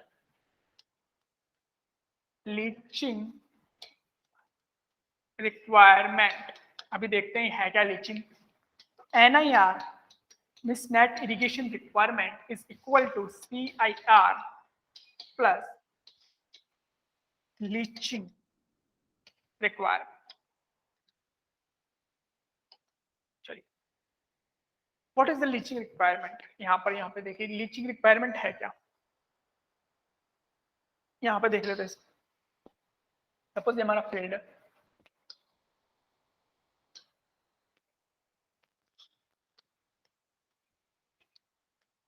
Crops का हम यहाँ प्रोडक्शन कर रहे हैं, प्रोड्यूस कर रहे हैं हमारे को क्रॉप्स को। आपको पता है जब इरिगेशन हमने फर्स्ट चैप्टर में हम डिस्कस किया था, फर्स्ट ऑफ जो इरिगेशन वाटर होता है उसमें नंबर ऑफ सॉल्ट कंसंट्रेशन भी होती है। सॉल्ट सी कंट्रेशन कुछ लिमिट्स तक तो हमारे लिए हेल्पफुल है, बट अगर वो परमिसिबल लिमिट से ऊपर चल जाती है तो हमारे लिए क्या होता है, वो हार्म करती है हमारे क्रॉप्स वगैरह को। बट उसमें डेफिनेटली सॉल्ट अवेलेबल रहते हैं इरिगेशन वाटर में। जब हम इरिगेशन यहाँ पर करते हैं, सपोज हम इरिगेशन करते जा रहे हैं, कुछ टाइम में हमारे पास चल रहा है इस तरीके से, तो लॉन्ग ड्यूरेशन के बाद में हमारे पास क्या होता है, जो फील्ड होता है इसमें सॉल्ट की कंसंट्रेशन जो होती है वो बहुत ज्यादा इंक्रीज हो जाती है। सॉल्ट कंसंट्रेशन हमारे पास यहाँ पर इस फील्ड पर अब इंक्रीज हो गई है, सॉल्ट की कंसंट्रेशन काफी ज्यादा हो जाती है। अगर ये सॉल्ट की कंसंट्रेशन ज्यादा हो जाती है तो हमारे पास जो अब हमारे पास क्या है, हमारी जो यील्ड कैपेसिटी है, जो यील्ड हमारी है मैक्सिमम जो यील्ड है वो क्या अफेक्ट हो जाती है। अब उस सॉल्ट कंसंट्रेशन सॉल्ट है उसको रिमूव करने के लिए हम क्या करते हैं, pure water, fresh water, portable जो वाटर, ड्रिंकिंग जो वाटर होता है उसको फील्ड पर अप्लाई किया जाता है। अब फील्ड पर जैसे ही हमारे पास फ्रेश वाटर है, उसमें कोई भी सॉल्ट कंसंट्रेशन नहीं होनी चाहिए, जो ड्रिंकिंग वाटर होता है वो हम अप्लाई करते हैं। जैसे हम वाटर अप्लाई करते हैं तो ये जो सॉल्ट कंसंट्रेशन है उसके साथ क्या होती है, सिंपली उसके साथ क्या होता है, सिंपली डिसॉल्व हो जाते हैं। डिसॉल्व होने के बाद में ये वाटर टेबल को ज्वाइन कर लेते हैं। तो मतलब सॉल्ट्स का जो सॉल्ट्स हमारे पास जो क्या हो भाई कलेक्ट हो गए हैं, उसका जो रिमूवल है किसके थ्रू, पोर्टेबल ड्रिंकिंग वाटर के थ्रू, वही जो प्रोसेस होता है, this process is known as leaching. Leaching is nothing but it is the salt removation और जो सॉल्ट रिमूवल और जो हमारे पास है कह सकते हो from the field, this is known as leaching. तो लीचिंग हमारे पास कुछ भी, लीचिंग का जो प्रोसेस है simple, leaching is the process to removal of the salt concentration from the field. जब हमारे पास सॉल्ट कंसंट्रेशन ज्यादा हो जाती है तो हम सिंपली वाटर पर अप्लाई कर देते हैं फील्ड पर, वो फील्ड पर क्या होता है सिंपली डिसॉल्व हो जाते हैं, डिसॉल्व होकर वाटर टेबल को ज्वाइन कर लेते हैं। तो ये लीचिंग प्रोसेस होता है। तो यहाँ पर हमारे पास क्या हो गया, लीचिंग के लिए भी हमारे पास वाटर की रिक्वायरमेंट है। तो this that's why this is adding term, CIR में हम ऐड कर देंगे तो ये नेट इरिगेशन रिक्वायरमेंट बन जाती है। याद रखिए इरिगेशन रिक्वायरमेंट मतलब हमें आउटसाइड से कितना अमाउंट ऑफ वाटर प्रोवाइड करवाना है फील्ड पर। तो यहाँ पर हमारे पास लीचिंग भी है, क्या है, वाटर आउटसाइड से प्रोवाइड करवाना पड़ेगा, तो वो ऐड हो जाता है CIR में। तो this is known as net irrigation requirement. तो ये नेट इरिगेशन रिक्वायरमेंट है। नेक्स्ट टर्म हमारे पास आता है field irrigation requirement. Fourth term हमारे पास है, फोर्थ जो हमारे पास इरिगेशन रिक्वायरमेंट है, this is known as field irrigation requirement. ये सिंपल है, in addition of NIR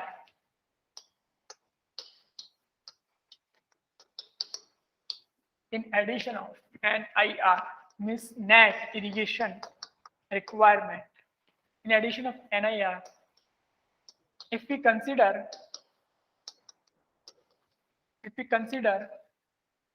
losses also, losses हमारे पास simply जो run off losses है, जो other losses है, if we consider the losses also, then it is known as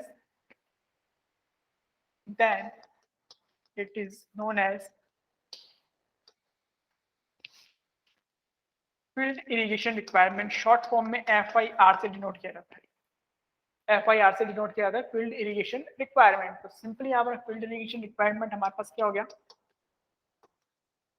is equal to NIR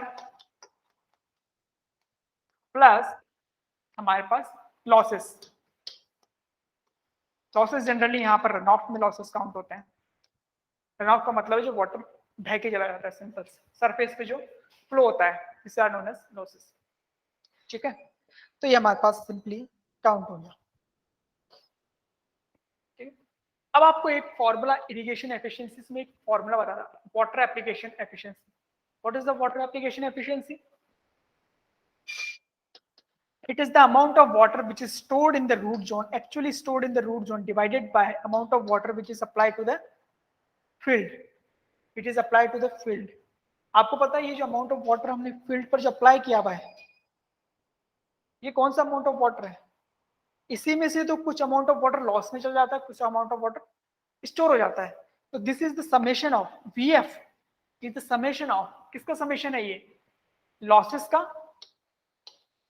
plus जो amount of water stored हुआ है, मतलब simply आप NIR का कह सकते हो, जो total amount of water stored हुआ है.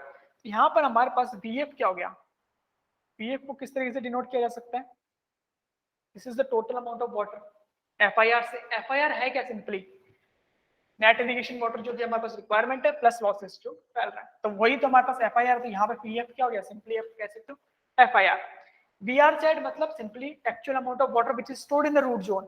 तो वो क्या था? सिंपली NIR, क्योंकि NIR क्या है हमारे पास? सिंपली नेट इरिगेशन रिक्वायरमेंट क्या है? कंजम्प्टिव यूज ऑफ वाटर प्लस हमारे पास सिंपली आप कह सकते हो कौन सा वर्ड था हमारे पास? Leaching water. तो वो क्या एकदम स्टोर हुआ था, तो वही हमारे पास है. तो यहाँ पर हम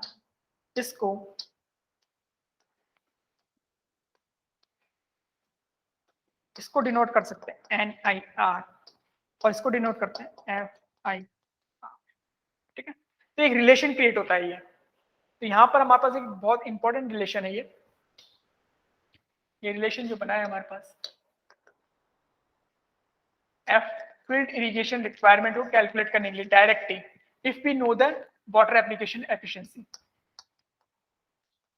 net irrigation requirement divided by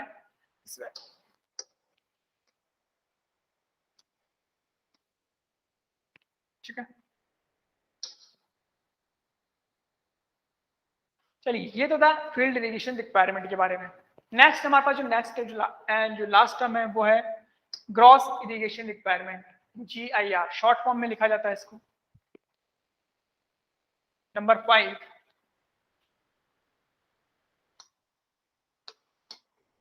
gross irrigation requirement.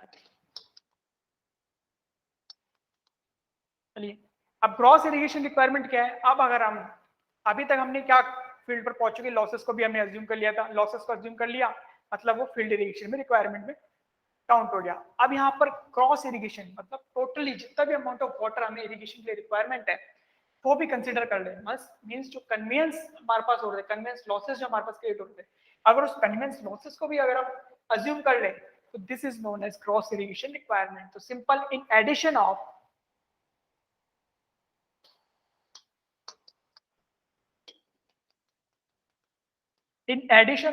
FIR, if we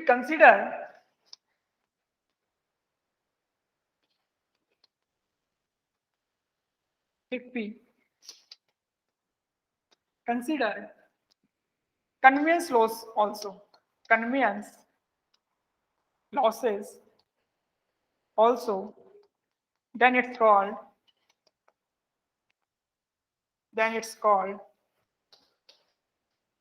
gross irrigation requirement. Simply इसको शो करते हैं GIR से, cross irrigation requirement. Simple term cross irrigation requirement. यहाँ पर आप क्रॉस इरिगेशन रिक्वायरमेंट को अगर लिखेंगे ये इतना ही, नीचे दिखाई नहीं दे रहा. क्रॉस इरिगेशन रिक्वायरमेंट क्या हो गया? FIR plus conveyance losses.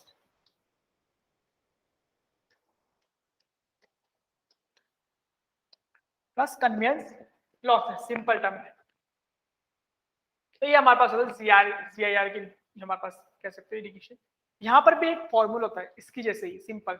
आपको पता है जो हमारे पास वाटर कन्वेंस एफिशिएंसी होती है, वाटर कन्वेंस एफिशिएंसी सिंपली होती है, it is the ratio simply water apply to the field divided by water provided in the canal system. Means जो हमारे पास VF/VI का एक रेशियो होता है, तो वही हमारे पास यहाँ पर सिंपली आप कह सकते हो, यहाँ पर उसको यूटिलाइजेशन कर सकते हैं. वाटर कन्वेंस एफिशिएंसी जो हमारे पास है क्या होती है? Amount of water which is applied to the field, amount of water which is given by to the field. तो this is the total water. ये क्या है? GIR को रिप्रेजेंट करता है। ये हमारे पास ऑलरेडी FIR को रिप्रेजेंट कर रहा है। यहां से हम कैलकुलेट कर सकते हैं इसको। GIR, gross irrigation requirement, we can calculate the gross irrigation requirement if the conveyance efficiency is given. This is another formula. याद रखिएगा, जो हम यहाँ पर एक्चुअली में पढ़ क्या रहे हैं, सिंपल सा जो वो हमने वाटर एफिशिएंसी जो हमने पढ़ा था, वाटर एफिशिएंसी कहाँ से स्टार्ट हो रहा है? कोई रिजर्वायर है, वहां से हमने कैनाल को वाटर अप्लाई किया, कितना अमाउंट ऑफ वाटर अप्लाई किया? VI, मतलब वो तो टोटल अमाउंट ऑफ वाटर। वहां से कुछ लॉसेस हो गए थे कन्वेंस लॉसेस के, उसको बोलते हैं कन्वेंस लॉसेस। फिर वहां पे फील्ड पर अमाउंट ऑफ वाटर कुछ पहुंचा, तो वो होता है VF। VF में भी जब फील्ड पर हमने अप्लाई किया तो कुछ लॉसेस में कन्वर्ट हो गए थे, कुछ अमाउंट ऑफ वाटर स्टोर हो गया था। जो स्टोर हुआ वही हमारा एक्चुअल क्या था, हमारे पास रिक्वायरमेंट था, एक्चुअल प्लांट्स ने यूज किया था कुछ सरफेस रन ऑफ के लॉसेस में। अब सिंपली हम वही चीज यहाँ पर जो इरिगेशन रिक्वायरमेंट है उसमें भी हमने यही पढ़ा, बट जो प्रोसेस था वो अपोजिट था। अब यहाँ पर क्या हो रहा है कि यहाँ पर actual water amount of water starting में आ गया, actual amount of water which is required by the crops. तो यहाँ पर हम अब अपोजिट डायरेक्शन में स्टार्ट कीजिए, उल्टे से। पहले यहाँ पर स्टार्ट हुआ इस तरीके से कंजम्पटिव इरिगेशन रिक्वायरमेंट फर्स्ट हमारे पास एक्चुअल अमाउंट ऑफ वाटर जो कि स्टोर हुआ था। नेक्स्ट हमारे पास नेट इरिगेशन, मतलब जो लीचिंग का अगर हम ऐड कर दें, लीचिंग प्रोसेस, मतलब लीचिंग प्रोसेस आपको पता है सॉल्ट कंसंट्रेशन को रिमूवल करने के लिए जो हम फ्रेश वाटर अप्लाई करते हैं, तो this process is known as leaching. तो वो ऐड कर दे तो वो नेट इरिगेशन रिक्वायरमेंट में कन्वर्ट हो जाता है। अब हम फील्ड पर आ गए, फील्ड पर क्या हो रहा था, लॉसेस हो रहे थे, तो उस लॉसेस को भी अगर ऐड कर दें तो सपोज हमारे पास फील्ड इरिगेशन रिक्वायरमेंट आ गए। फील्ड इरिगेशन रिक्वायरमेंट अगर हम कन्वेंस लॉसेस में चले जाए, कन्वेंस लॉसेस को भी ऐड कर दें, तो हमें क्या मिलेगा? जो एक्चुअल में हमने प्रोवाइड किया था वाटर रिजर्वायर के सिस्टम के थ्रू, तो मतलब टोटल अमाउंट ऑफ वाटर, तो this is known as gross irrigation requirement. तो यहाँ पर सिंपल से ग्रॉस इरिगेशन रिक्वायरमेंट आ गया, तो दिस इज द टर्म। तो यहाँ पे हमारे पास याद रखिएगा ये इंपॉर्टेंट टर्म्स हैं। यहाँ से क्वेश्चन, ये गेट में जो 2020 के क्वेश्चन की जो मैं बात कर रहा था, जो CU से रिलेटेड क्वेश्चन पूछा था, CU divided equal to K into CP से, जो भी हमारे पास क्रॉप जो हमारे पास हमने डिस्कस किया हार्ग्रीव्स एवेपोरेशन मेथड से, वहां पर ये क्वेश्चन जो पूछा गया था वहां उस फॉर्मूले से पूछा गया था और इसके कॉन्सेप्ट पे बेसिस से पूछा गया था। अगर आपको डायरेक्टली कॉन्सेप्ट पता है कि किस तरीके से ये प्रोसेस हो रहे हैं, तो वो क्वेश्चन बन जाता है। अब वो बहुत सिंपल क्वेश्चन था, 1 नंबर था, हम उसको सॉल्व करेंगे बाद में। तो ये आपको याद रखिएगा, ये स्टेप बाय स्टेप आपको याद रखना है, step by step. First effective, consumptive, net, FIR, then GIR। अगर आपने कोई स्टेप मिस कर दिया तो वो प्रॉब्लम क्या हो जाएगी, ब्लंडर हो जाएगा, वहां पर प्रॉब्लम सॉल्व नहीं हो पाएगा। यहाँ पर ये इंपॉर्टेंट है, स्टेप बाय स्टेप, इसको याद रखना। चलिए एक न्यूमेरिकल सॉल्व करते हैं इस पे। हमारे पास जो अभी जो हमने जितना हमने पढ़ा है अभी तक, उस पर एक न्यूमेरिकल सॉल्व करते हैं, उसमें सारे के सारे हमारे पास टर्म्स इन्वॉल्व हो जाएंगे, वो आप बताइएगा, ठीक है? चलिए स्टार्ट करते हैं न्यूमेरिकल। न्यूमेरिकल लिखते हैं फिर start.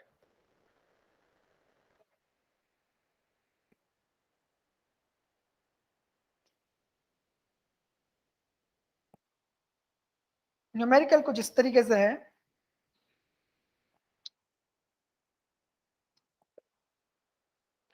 For a wheat crop,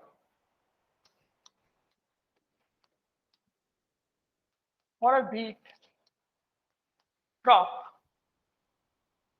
following data, ये आपको ही सॉल्व करना है। तो ठीक है, इस तरीके से आप सीधे आप क्वेश्चन को सॉल्व कर सकते हैं, आपको समझ में आ गया होगा।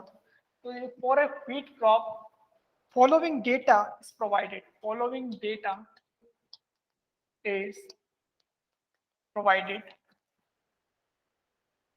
in the table,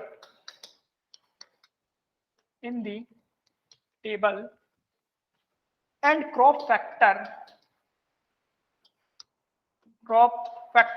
और इसको crop coefficient, simple crop factor या crop coefficient is 0.8 for the given crop,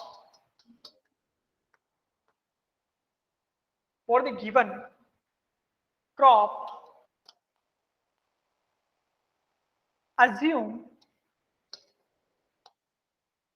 there is no leaching. There is no leaching requirement.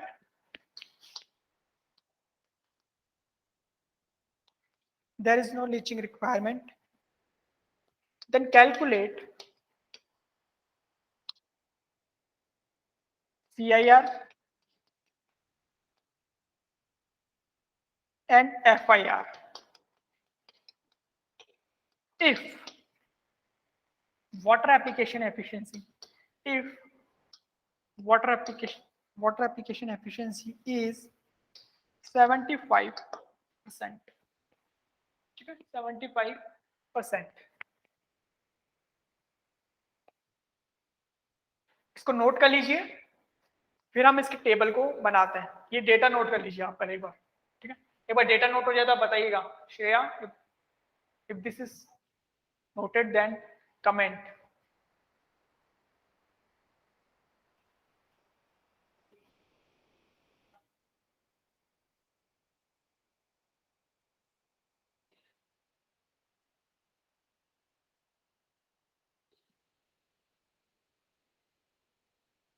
Okay, चले आगे।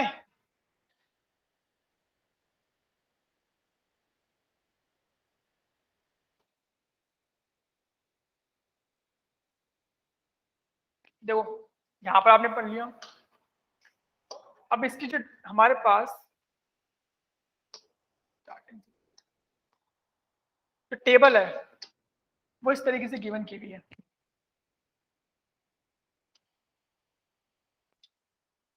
फर्स्ट कॉलम में गिवन है month,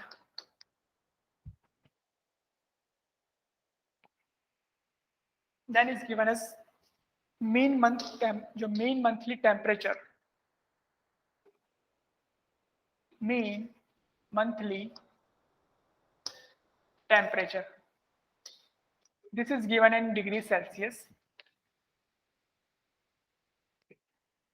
Next is given in P percentage.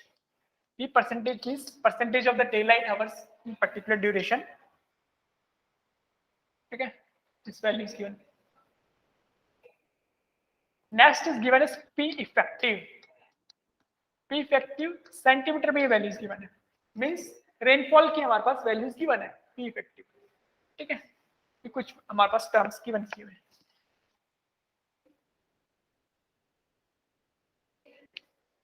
ठीक है? इसको थोड़ा सा इधर और कर लेते हैं।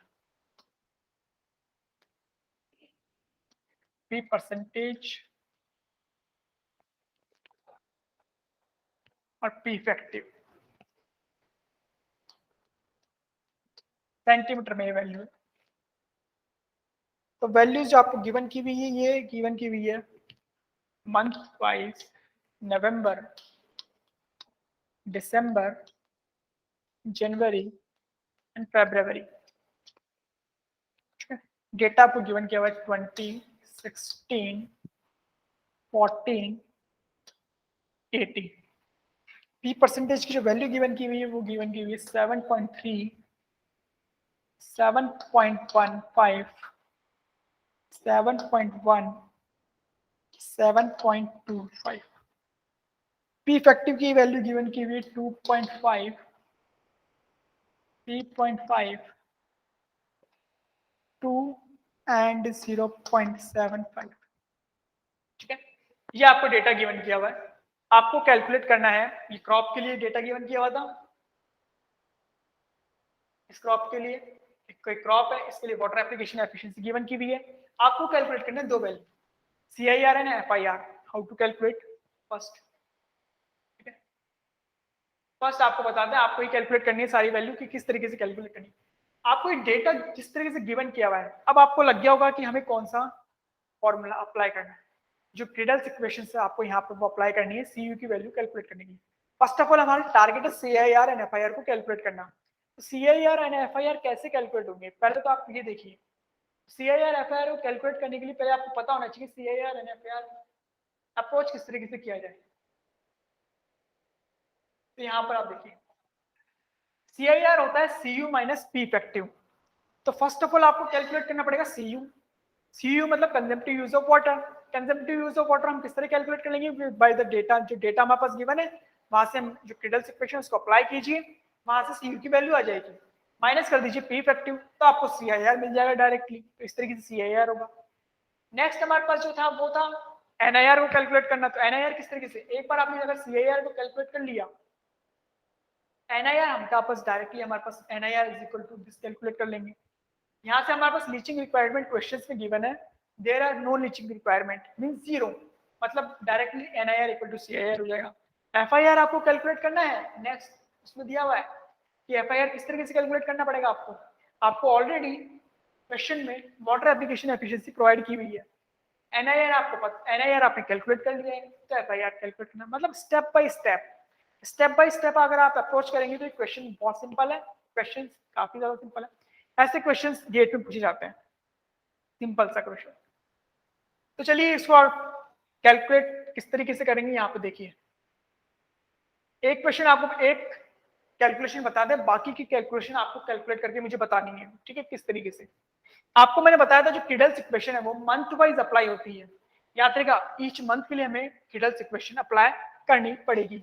अब किस तरीके से किडल्स इक्वेशन अप्लाई करते हैं, ये देखिए सीयू की वैल्यू किस तरीके से निकाली जाती है किडल्स इक्वेशन में। सीयू इज इक्वल टू हमारे पास सिंपली के क्रॉप कोफिशिएंट या क्रॉप फैक्टर डिवाइडेड जो multiply by P divided by हमारे पास जो वैल्यू थी 40 थी या 40 1.6 t plus 32 1.60 T monthly mean temperature आपको गिवन किया हुआ है, पी सब गिवन किया हुआ है, यहाँ पर पुट कर दीजिए। के की वैल्यू आपको ऑलरेडी क्वेश्चन में गिवन की हुई है, एक क्रॉप के लिए ये वैल्यू फिक्स होती है, याद रखिएगा डिफरेंट डिफरेंट क्रॉप्स के लिए डिफरेंट डिफरेंट होती है, बट यहाँ पर ऑलरेडी उसने मेंशन किया हुआ है एक व्हीट क्रॉप है, तो व्हीट के लिए क्या होगा फिक्स वैल्यू, वो आपको गिवन की हुई है। तो आप यहाँ पे पुट करके वैल्यू को बताते जाइए।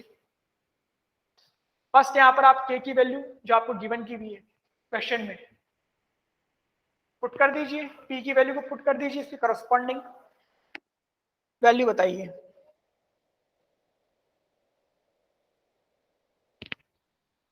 फटाफट से कैलकुलेट करके फर्स्ट यहाँ पर इस तरीके से 0.8 हमारे पास पी की वैल्यू हमारे पास इसके लिए 7.3 डायरेक्टली परसेंटेज के टर्म में यहाँ पर रखना है, डिवाइडेड बाय 40 1.6 इंटू टी की वैल्यू हमारे पास इसके लिए 20 प्लस 32, ये वैल्यू कैलकुलेट करके आपको बतानी है। तो बताइए जरा कमेंट करके फटाफट। यहाँ पर हमारे पास 4 मंथ है, 4 मंथ के लिए वैल्यूज को कैलकुलेट करके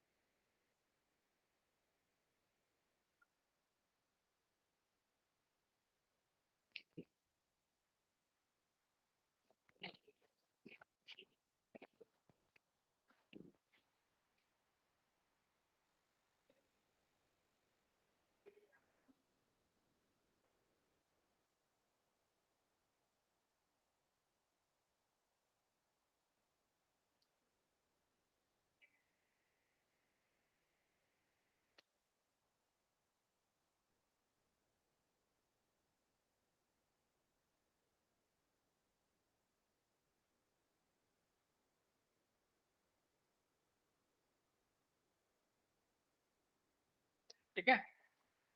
बताइए जरा कैलकुलेट करके वैल्यूज।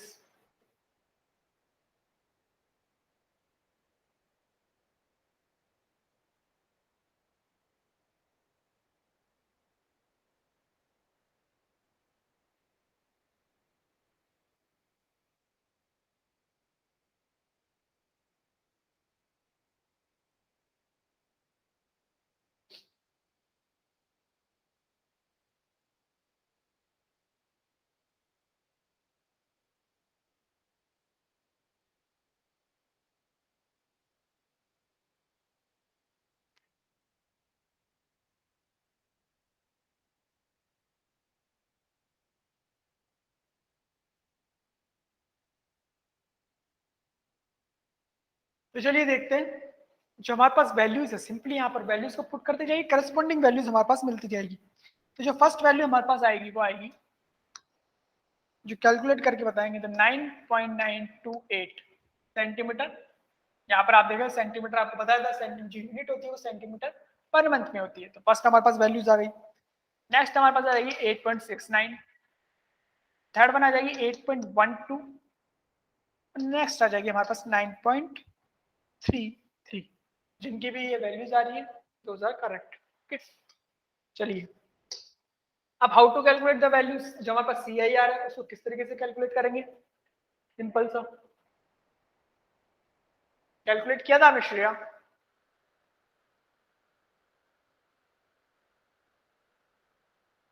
ठीक है। तो इस तरीके से ये वैल्यूज हमारे पास कैलकुलेट होकर आ जाएगी। जब आप कैलकुलेट करेंगे दिस वैल्यूज विल कम। अब यहाँ पर आपको कैलकुलेट करना क्या है, मेन हमारा मोटो क्या है, सी आर का वैल्यू, सी आई आर क्या होता है, सी यू माइनस पी इफेक्टिव। तो यहाँ पर हमारे पास नंबर ऑफ 4 मंथ कितने, 4 मंथ है। तो टोटल आपको निकालना पड़ेगा, तो टोटल कर दीजिए इसका बस सिंपल। तो यहाँ पर हमारे पास समेशन सी यू, टोटल हमारे पास कितना, हमारे पास कंजप्टिव यूज, कंजप्टिव हमारे पास रिक्वायरमेंट है। तो इसका टोटल हमारे पास, जब आप इसका टोटल करेंगे तो आपके पास जो वैल्यूज आ जाएगी वो आ जाएगी 36.08 सेंटीमीटर। पी इफेक्टिव की वैल्यू जब आप कैलकुलेट करेंगे तो ये आपको वैल्यू मिल जाएगी 8.5 सेंटीमीटर।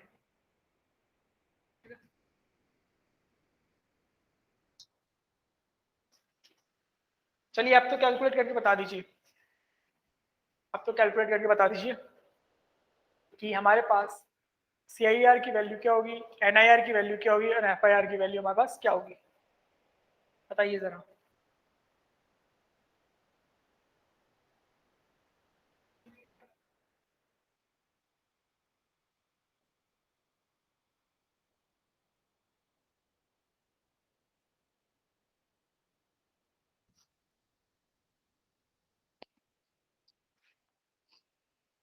कैलकुलेट करके बताइए जरा।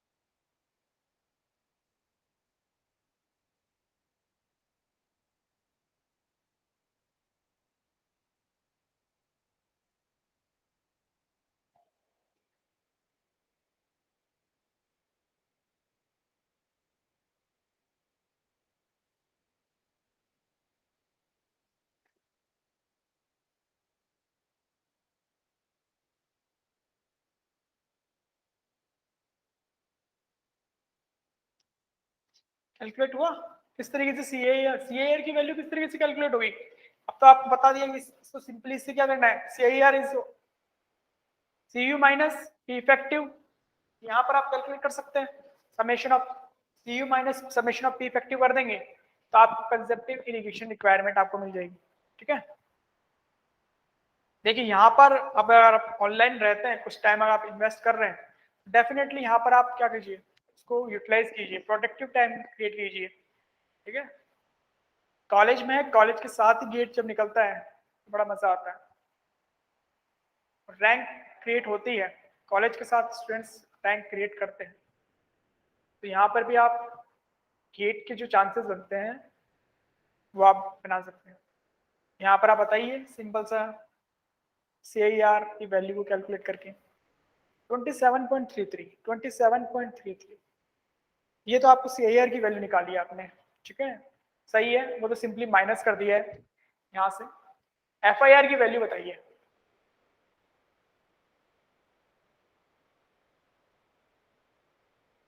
Calculate the F I R value.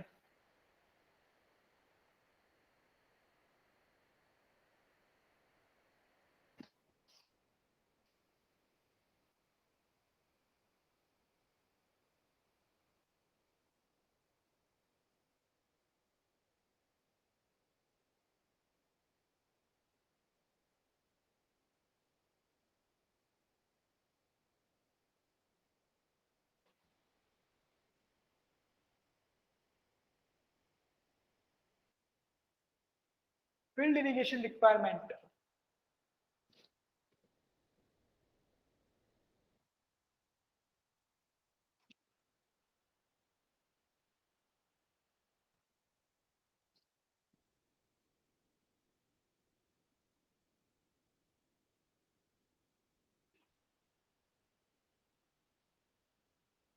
नहीं हुआ कैलकुलेट फील्ड इरिगेशन रिक्वायरमेंट?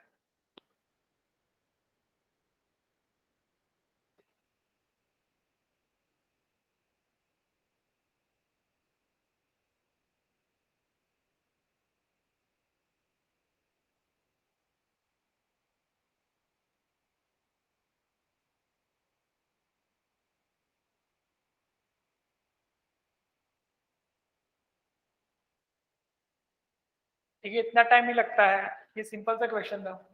ठीक है, यहाँ पे किस तरीके से फील्ड इरिगेशन रिक्वायरमेंट कैलकुलेट करेंगे, वहां पर आपको इतना टाइम नहीं मिलेगा। अगर आपको समझ में आया है तो आपको स्टेप बाय स्टेप आपको कैलकुलेट करना था। तो ये यार आप कैलकुलेट कर चुके हैं। हमारे पास CIR आपने बताया, ये वैल्यू CIR हमारे पास किस तरीके से summation of CU minus summation of P effective, हम कैलकुलेट कर चुके हैं। आपने कैलकुलेट किया 27.33 सेंटीमीटर में। नेक्स्ट स्टेप हमारे पास होता है नेट इरिगेशन निकालने का। Net irrigation is the CIR plus leaching requirement. According to question, leaching requirement, there is no leaching requirement, that means the value is 0. That means the CIR की value हमारे पास 27.33 थी, तो this value will come conversion NIR, net irrigation requirement. अब net irrigation आपको पता चल गया तो then you can calculate the FIR, field irrigation requirement easily. How to calculate? Simple सा, हमारे पास वाटर एप्लीकेशन एफिशिएंसी आपको गिवन की हुई है, तो NIR divided by water application efficiency. आपको NIR की वैल्यू 27.333, वाटर एप्लीकेशन एफिशिएंसी आपको 0.75% आपको गिवन की हुई है। You can calculate the directly value यहाँ से, तो FIR की वैल्यू आपके पास निकल के आ जाएगी। आप यहाँ पे कैलकुलेट करेंगे तो यहाँ पे आपको 36.44 सेंटीमीटर, ठीक है, इस तरीके से वैल्यू। देखिए आपको ये वैल्यू पहले बतानी चाहिए थी, श्रेया आपने वैल्यू बताई जब आपने यहाँ पर पहुंच गए, आपने सिंपली वैल्यू को कैलकुलेट कर दिया। गेट में सिंपली यही होता है, आपको वहां पर कॉन्सेप्ट पता होना चाहिए। कॉन्सेप्ट जब आपको क्लियर होगा तभी तो आप कैलकुलेशन कर पाएंगे। अगर आप कोई यहाँ पर कोई पॉइंट्स में कोई प्रॉब्लम आ रही है, कुछ चीज समझ में नहीं आ रही, तो डेफिनेटली आप कमेंट कीजिए। कमेंट जब आप करेंगे तभी हमें पता चलेगा, ठीक है। यहाँ पर अगर आप आए तो टाइम का डेफिनेटली यूटिलाइज कीजिए, बहुत अच्छा है, ये एक प्लेटफॉर्म है आपके लिए काफी अच्छा। गेट के पर्पजेस के लिए, गेट का एग्जामिनेशन डेफिनेटली आप देंगे ये सीखने के लिए। तो आप कौन सी ईयर के स्टूडेंट है आप? in which year are you studying?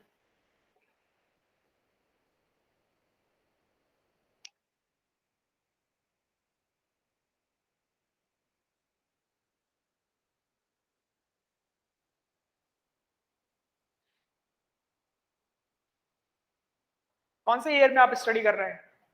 Third year, fourth year?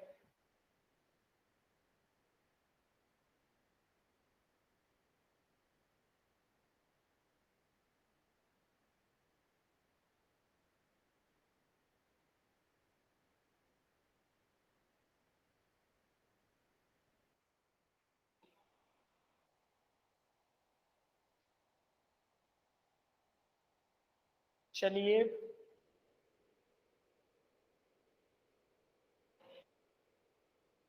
चलिए ठीक है, ये हमारे पास फील्ड इरिगेशन रिक्वायरमेंट इस तरीके से कैलकुलेट किया जाता है। तो ये हमारे पास जो सेकंड जो हमारा वाटर रिक्वायरमेंट ऑफ, जो हमारे पास चैप्टर था वाटर रिक्वायरमेंट ऑफ क्रॉप, इसमें आपने कहा था कि हमने कहा था कि इसमें तीन चैप्टर, जो तीन टॉपिक्स हमारे पास, 3 topics we will discuss in this chapter.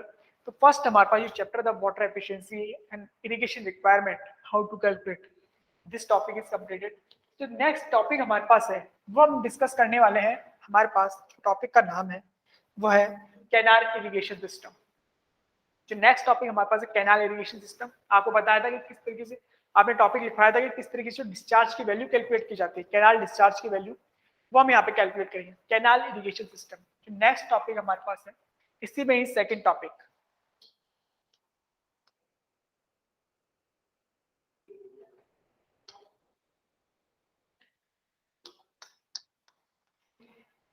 Canal irrigation system.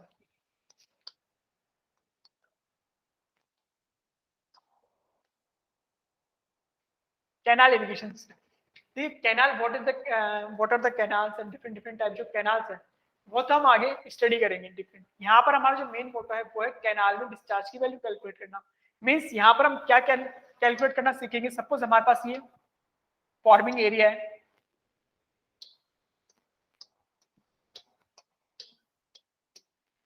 Suppose this is a forming area. तो यहाँ पर हमें जो क्रॉप्स के लिए कुछ अमाउंट ऑफ वाटर की रिक्वायरमेंट होती है, और ये वाटर आता कहाँ से है, हम प्रोवाइड कहाँ से कर रहे हैं, सिंपली कैनाल जो डिस्चार्ज हम क्या प्रोवाइड कर रहे हैं, कैनाल में कुछ डिस्चार्ज होता है, उसी डिस्चार्ज की वैल्यू। तो यहाँ पर जो भी अमाउंट ऑफ वाटर हमें रिक्वायरमेंट होता है, फील्ड पर जो अमाउंट ऑफ वाटर हमारे पास वॉल्यूम के टर्म में रिक्वायरमेंट है, हम अभी पढ़ रहे थे डेल्टा, विच इज सपोज यहाँ पर राइस है, तो राइस क्रॉप के लिए हमें 120 सेंटीमीटर वाटर की रिक्वायरमेंट है, but this water requirement throughout is wets period, जो भी वेट्स पीरियड है। तो यहाँ पर सपोज हम इसको अगर कुछ एरिया से अगर इसको मल्टीप्लाई करते हैं, 120 सेंटीमीटर एरिया कौन सा, एरिया ऑफ द लैंड जो हमारे पास फॉर्मिंग एरिया है, multiply the forming area divided by, अगर इसको डिवाइड कर दें किससे, हमारे पास बेस पीरियड से, जो हमारे pass through out the base period है। तो ये एक्चुअली में बन क्या गया, एक तरीके से हमारे पास ऊपर वाला जो टर्म है वॉल्यूम में कन्वर्ट हो गया, नीचे वाला टर्म हमारे पास टाइम ड्यूरेशन में, टाइम में टर्म है। अगर आप उसका टाइम में यूनिट ले लेंगे सेकंड, तो ये डिस्चार्ज की यूनिट तो हो गई सिंपल सा। तो यहाँ पर हम क्या कैलकुलेट कर रहे हैं कि हमें एक्चुअल में कितने अमाउंट ऑफ वाटर की, कितने अमाउंट ऑफ डिस्चार्ज की रिक्वायरमेंट है। सपोज ये तो हम बात करें एक ही क्रॉप्स के लिए, अगर हम डिफरेंट डिफरेंट क्रॉप्स अगर हम प्रोड्यूस करें एक ही फील्ड पर, हमारे सपोज राइस भी हो रहा है, शुगर केन भी हो रहा है, हमारे पास क्या होता है वीट भी है, ग्राम है, मेज है, डिफरेंट डिफरेंट क्रॉप्स हम यूज कर रहे हैं। डिफरेंट डिफरेंट क्रॉप्स का मतलब नंबर ऑफ सीजन है, सीजन से हमारे पास सपोज हमारे पास ये फॉर्मिंग एरिया है, हमने खरीफ सीजन था हमारे पास, खरीफ सीजन मतलब हमारे पास विंटर सीजन था, विंटर सीजन में हमने यहाँ पर क्या किया, सपोज यहाँ पर सब सॉरी विंटर जो खरीफ सीजन है वो समर सीजन होता है, यहाँ हमारे पास खरीफ सीजन है, वहां पर हमने यहाँ पर राइस वगैरह या फिर राइस का प्रोडक्शन और मेज का प्रोडक्शन कर रहे हैं, राइस का प्रोडक्शन किया सपोज खरीफ सीजन में। खरीफ सीजन हमारा खत्म हो गया, रबी सीजन स्टार्ट हो गया, रबी सीजन स्टार्ट हुआ तो हमारे पास ये अगेन लैंड है, अब हमने राइस की जगह वीट का प्रोडक्शन स्टार्ट किया। नेक्स्ट हमारे पास रबी सीजन ओवर हो गया, हमारे पास अब जायद सीजन आ गया, जायद सीजन में हमने यहाँ पर वेजिटेबल्स फ्रूट्स वगैरह का प्रोडक्शन स्टार्ट कर दिया। फील्ड एक ही है, सीजन डिफरेंट डिफरेंट है, यहाँ पर वाटर की रिक्वायरमेंट भी डिफरेंट डिफरेंट होगी। तो एक्चुअल में कितने अमाउंट ऑफ वाटर की हमें रिक्वायरमेंट है थ्रू आउट द ईयर उस क्रॉप का प्रोडक्शन करने के लिए फॉर डिफरेंट डिफरेंट सीजन। तो दिस डिस्चार्ज वैल्यू हमें कैलकुलेट करनी है इस चैप्टर में। ये वाला चैप्टर जो हमारे पास है, ये डिस्चार्ज की वैल्यू किस तरीके से कैलकुलेट की जाती है वही हम यहाँ पर डिस्कस करने वाले हैं। चलिए ठीक है, तो यहाँ पर कैनाल इरिगेशन सिस्टम, इसको कैलकुलेट करने से पहले हम यहाँ पर कुछ टर्म्स टर्मिनोलॉजीज है उसको हम डिस्कस पढ़ते हैं। पहले टर्मिनोलॉजी हमारे पास important terminology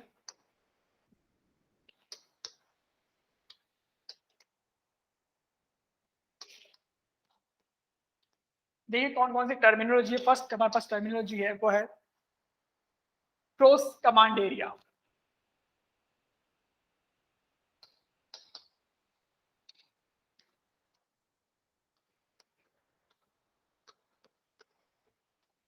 gross command area, first gross command area.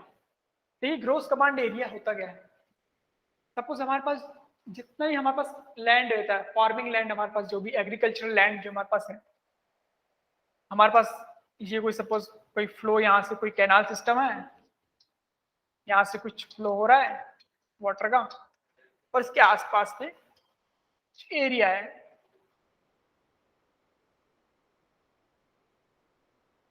इसके आसपास एरिया जो अनदर एरिया कुछ कोई सा एरिया जिसको हम एग्रीकल्चर पर्पसेस के लिए यूज करते हैं फॉर एग्रीकल्चर पर्पस के लिए, क्रॉप के प्रोडक्शन के लिए, this is known as gross command area. Total area, whole area, total area which is usable for the agriculture field, जो हमारे पास यूटिलाइजेशन होता है किसकी, एग्रीकल्चर फील्ड के लिए, टोटल एरिया वो काउंट होता है ग्रोस कमांड एरिया में। ये नथिंग, कोई भी ऐसा हमारे पास मैटर नहीं है कि वहां पर वाटर अवेलेबल है या नहीं है। वाटर हमारे पास सिंपली यहाँ पर कह सकते हो कि हम उसको यूज किसी सीजन में यूज कर रहे हैं नहीं कर रहे हैं।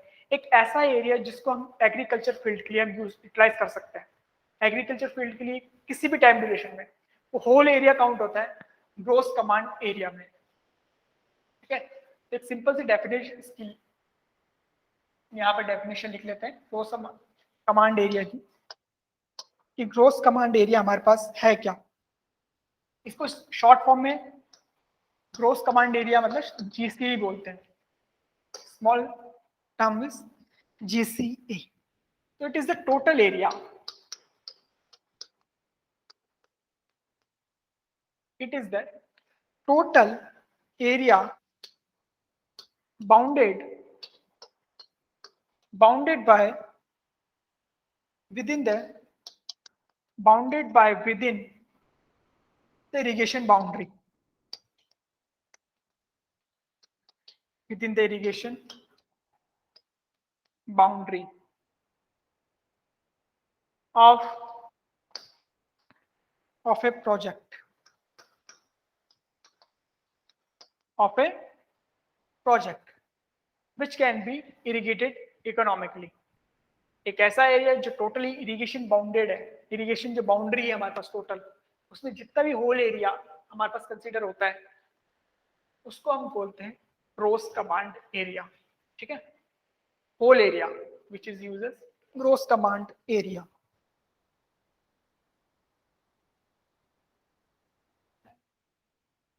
ठीक है, नेक्स्ट जो हमारे पास डेफिनेशन है वो है CCA, culturable command area. Culturable command area क्या होता है, वो इसी का ही पोर्शन होता है। देखिए क्या होता है, नेक्स्ट हमारे पास definition is CCA culturable command area, है कल्टीवेटेड कमांड एरिया भी कह सकते हो, सिंपल आप कल्टीवेटेड और कल्चरेबल। कल्चरेबल कमांड एरिया इसको शो करते हैं स्मॉल सीसी। तो it is the portion of GCA, जो हमारे पास टोटल ग्रोस कमांड एरिया है उसका पोर्शन होता है। तो it is the which is culturable,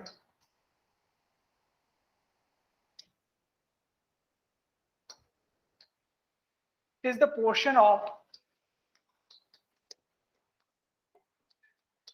it is the portion of CCA, sorry GCA, growth command area का पोर्शन होता है ये, which is culturable, which is culturable in the present time, in the present time। कहने का मतलब क्या है, अब हमारे पास GCA which is growth command area, वो तो हमारे पास काफी बड़ा एरिया हमारे पास है, बट हम क्या करते हैं खरीफ सीजन, रबी सीजन, जायद सीजन, जो डिफरेंट सीजन है उसके हिसाब से हम क्या करते हैं कुछ लैंड को यूटिलाइज करते हैं। पूरा ग्रोथ कमांड एरिया हम यूटिलाइज नहीं करते एक साथ ही, कुछ उसका पोर्शन यूज करते हैं। तो जो पोर्शन हम यूज कर रहे हैं किसी पर्टिकुलर ड्यूरेशन में, this is known as culturable command area. Okay, GCCA। तो ये याद रखिएगा, ग्रोथ कमांड एरिया का एक स्मॉल पोर्शन है विच इज कल्चरेबल। कल्चरेबल मीन्स यहाँ पर जो प्रेजेंट टाइम में हम किसी भी टाइम ड्यूरेशन में जो हम यूज कर रहे हैं, this is known as culturable command area. Next देखते हैं, नेक्स्ट हमारे पास जो टर्म है वो है इंटेंसिटी ऑफ इरिगेशन। इसको समझिएगा, is the important term. Third one is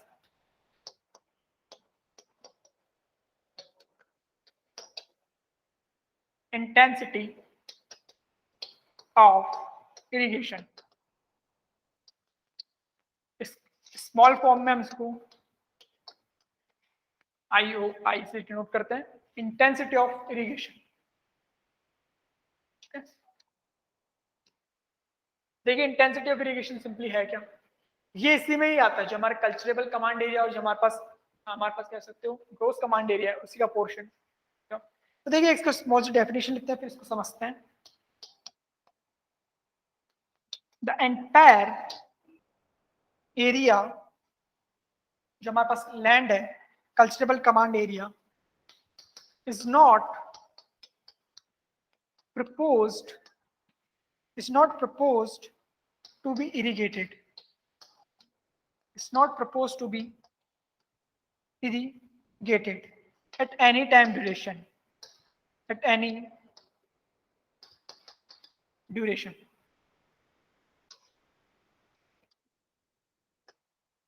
At any duration. Because it may lead to effect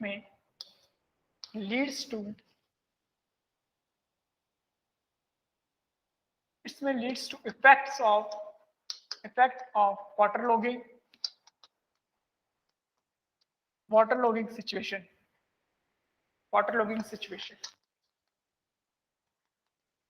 water logging के बारे में हमने फर्स्ट चैप्टर में डिस्कस किया था। What is the water logging?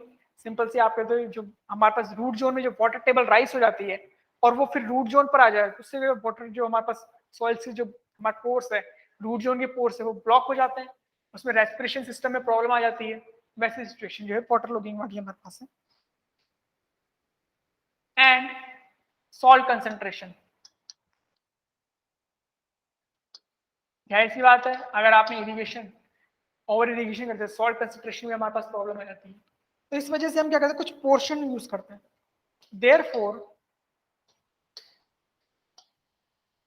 Therefore, the fraction of CCA, यहां पर CCA का fraction which is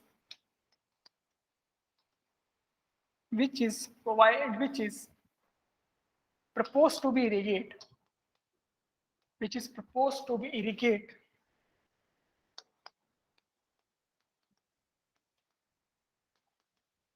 at any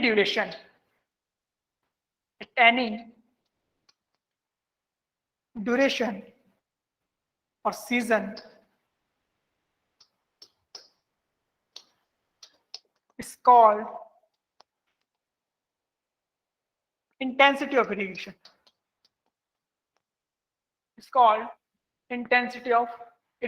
simple term में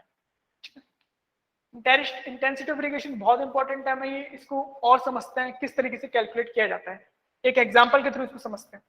how to calculate the intensity of irrigation.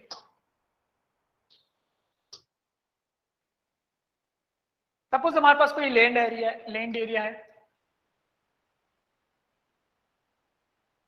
This is the land area, और यहाँ पर हमारे पास जो लैंड एरिया है, ये this is the total area of land area is 100 hectare. 100 hectare हमारे पास एक टोटल एरिया है।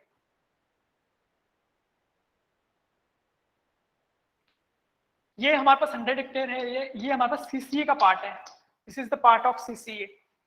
Now in particular season, suppose हमारे इन पर्टिकुलर सीजन में सपोज हमारे पास एक खरीफ सीजन है। In kharif season we only using 40 hectare area for our agriculture purposes के लिए। We only using 40 hectare. Total कितना था? 100 हेक्टेयर, उसमें से हम 40 हेक्टेयर यूज कर रहे हैं खरीफ सीजन में। तो what is the intensity of irrigation of the kharif season? Simple, intensity of irrigation in the kharif season. How to calculate? Simply just what is the total amount of, हमने कितना utilise किया है? 40 hectare divided by 100। यहाँ से हमारे पास अगर if we want to convert in percentage then multiply by percentage then 40%। तो intensity of irrigation हमारे पास क्या? Simple 40% estimation. सपोज अनदर हमने यूज किया, यही हमारे पास एरिया था, 100 हेक्टेयर का एक एरिया था। हमारे पास जो सीजन है वो रबी सीजन है। रबी सीजन में हमने सपोज 60 हेक्टेयर इसका यूज किया।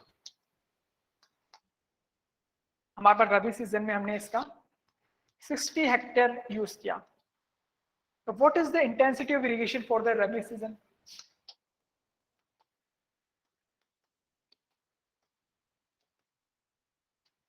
60 divided by 100 multiply by 100, 60 hectare, 60 hectare. तो टोटल एंटायर ईयर के लिए क्या हो जाएगा हमारे पास? सपोज हमारे पास एंटायर ईयर का रबी से प्लस सीजन खरीफ सीजन का है, टोटल एंटायर ईयर के लिए इंटेंसिटी ऑफ इरिगेशन की वैल्यू 40 प्लस 60 इज 100। यहाँ पर हमने 100 हेक्टेयर का एक एग्जांपल ले लिया, इस वजह से यहाँ पे हमारे पास वैल्यूज क्या है, इजीली तरीके से कैलकुलेट हो रही है।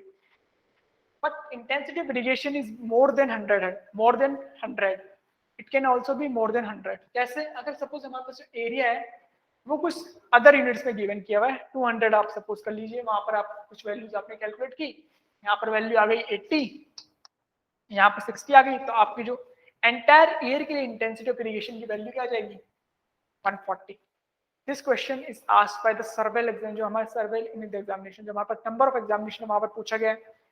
कोई भी हमारे पास जेई की एग्जामिनेशन, ए की एग्जामिनेशन, इंजीनियरिंग सर्विसेज के एग्जामिनेशन जो है, वहां पर ये क्वेश्चन पूछा जाता है कि वहां पर क्या करते हैं क्वेश्चन में, सिंपल आपको इंटेंसिटी ऑफ इरिगेशन प्रोवाइड बोल देंगे कि खरीफ सीजन के लिए इतना है, आपको बोल देंगे रबी सीजन के लिए इतना है, ठीक है, दोनों के लिए आपने बोल दिया, और पूछते हैं क्वेश्चन में what is the intensity of irrigation, what is the intensity of irrigation for the entire period, for the entire year. तो आपको सिंपल कुछ नहीं करना है, simply just add these two values, और यहाँ पे हमारे पास वैल्यू जाती है। अगेन वहां पर वो उल्टा भी कर देता है, क्वेश्चन में एंटायर ईयर के लिए आपको प्रोवाइड करवा देते हैं और आपको रबी के लिए दे देते हैं, खरीफ के लिए पूछने के लिए, जस्ट माइनस करके वैल्यूज आपको कैलकुलेट करनी है। तो इंटेंसिटी ऑफ इरिगेशन का ये रोल है। इंटेंसिटी ऑफ इरिगेशन का जो मेन रोल है यहाँ पर, जो मेन पर्पस है वो है क्या? अगर सपोज आपको intensity of irrigation of rabi season दिया हुआ है, किसी भी सीजन के लिए आपको इंटेंसिटी ऑफ इरिगेशन आपको गिवन किया हुआ है, आपको एक वैल्यू गिवन की हुई है सीसीए की, कल्चरेबल कमांड एरिया आपको गिवन किया हुआ है, सपोज ये गिवन किया हुआ है आपको 4000 hectare, this is given, and the intensity of irrigation is given for kharif season is 60%। अब 60% एक्चुअली में शो क्या कर रहा है ये, what is this significance of this value? तो we can calculate the value amount how much area we utilize in the kharif season. We can calculate this value from this value.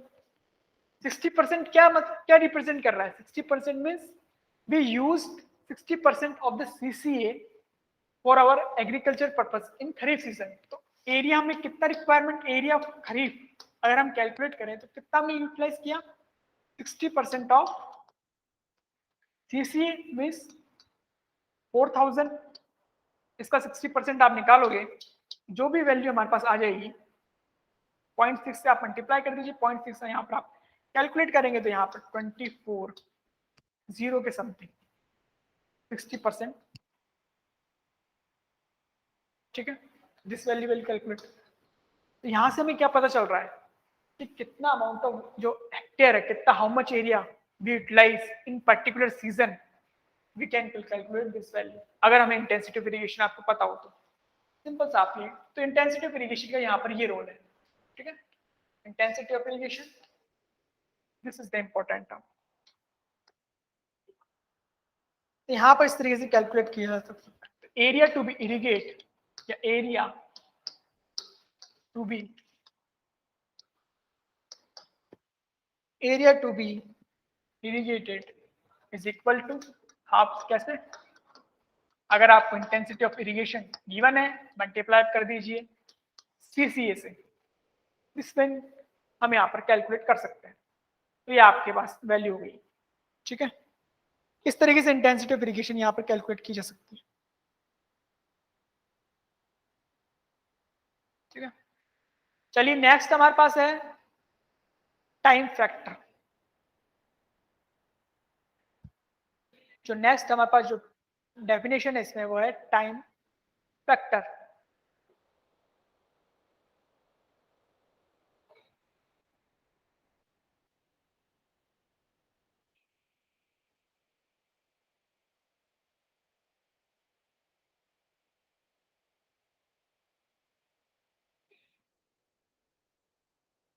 Next हमारे पास जो definition है number 4,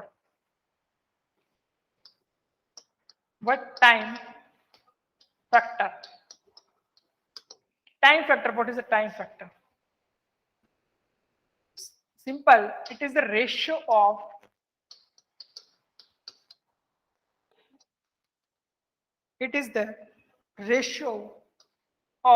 actual operating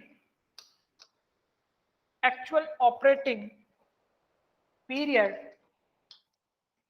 of canal, to that crop period।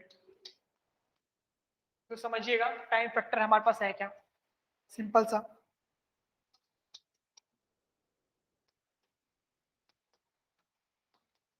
Time factor इसको इस तरीके से समझिए। आपको पता है कैनाल, हम क्या वाटर को विड्रॉ कर रहे हैं, सपोज यहाँ पर एक एग्जांपल के थ्रू समझिए इसको।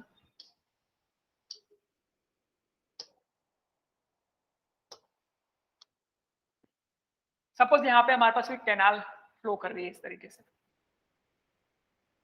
ठीक है, कैनाल में वाटर फ्लो हो रहा है,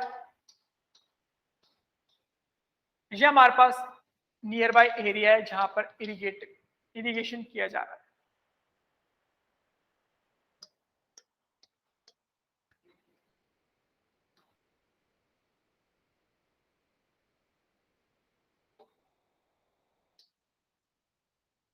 ये हमारे पास कुछ एरिया है जहां पे हमें वाटर प्रोवाइड करवाना है, ठीक है, यहाँ पे वाटर प्रोवाइड करना है और कैनाल से हम वाटर को विड्रॉ कर रहे हैं। तो आपको पता है क्रॉप जो प्रोड्यूस करते हैं उसका कुछ बेस पीरियड होता है, कुछ उसका पीरियड होता है क्रॉप पीरियड। सपोज उसका कुछ क्रॉप पीरियड हमारे पास है यहाँ पर,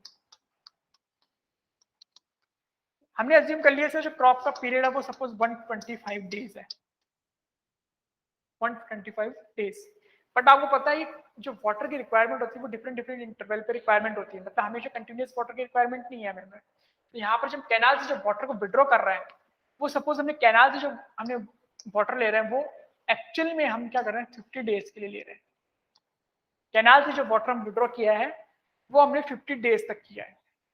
तो टाइम फैक्टर हमारा क्या था? It is the ratio of actual operating time period of the canal. कितने टाइम पीरियड के लिए हमने ऑपरेट किया है कैनाल को? 50 डेज के लिए, divided by crop period. What is the crop period? 125। so this is the time factor, this is the time factor, okay. तो यहाँ पे हमारे पास इस तरीके से टाइम फैक्टर की वैल्यू को कैलकुलेट किया जाता है। नेक्स्ट जो हमारे पास है वो है क्रॉप फैक्टर। क्रॉप फैक्टर क्या है? Time factor and crop factor.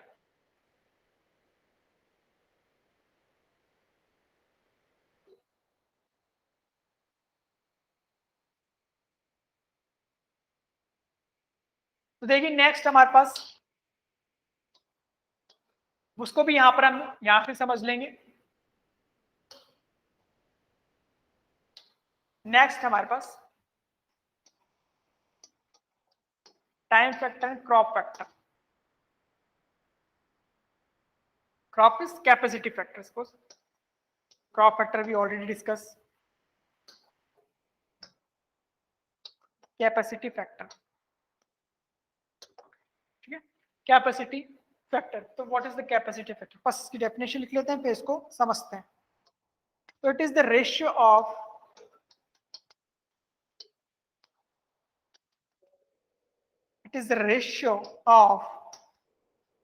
mean supply discharge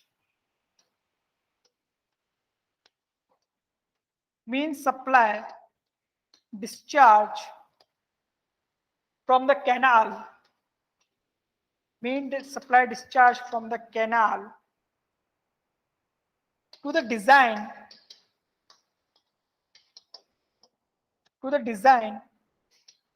full capacity,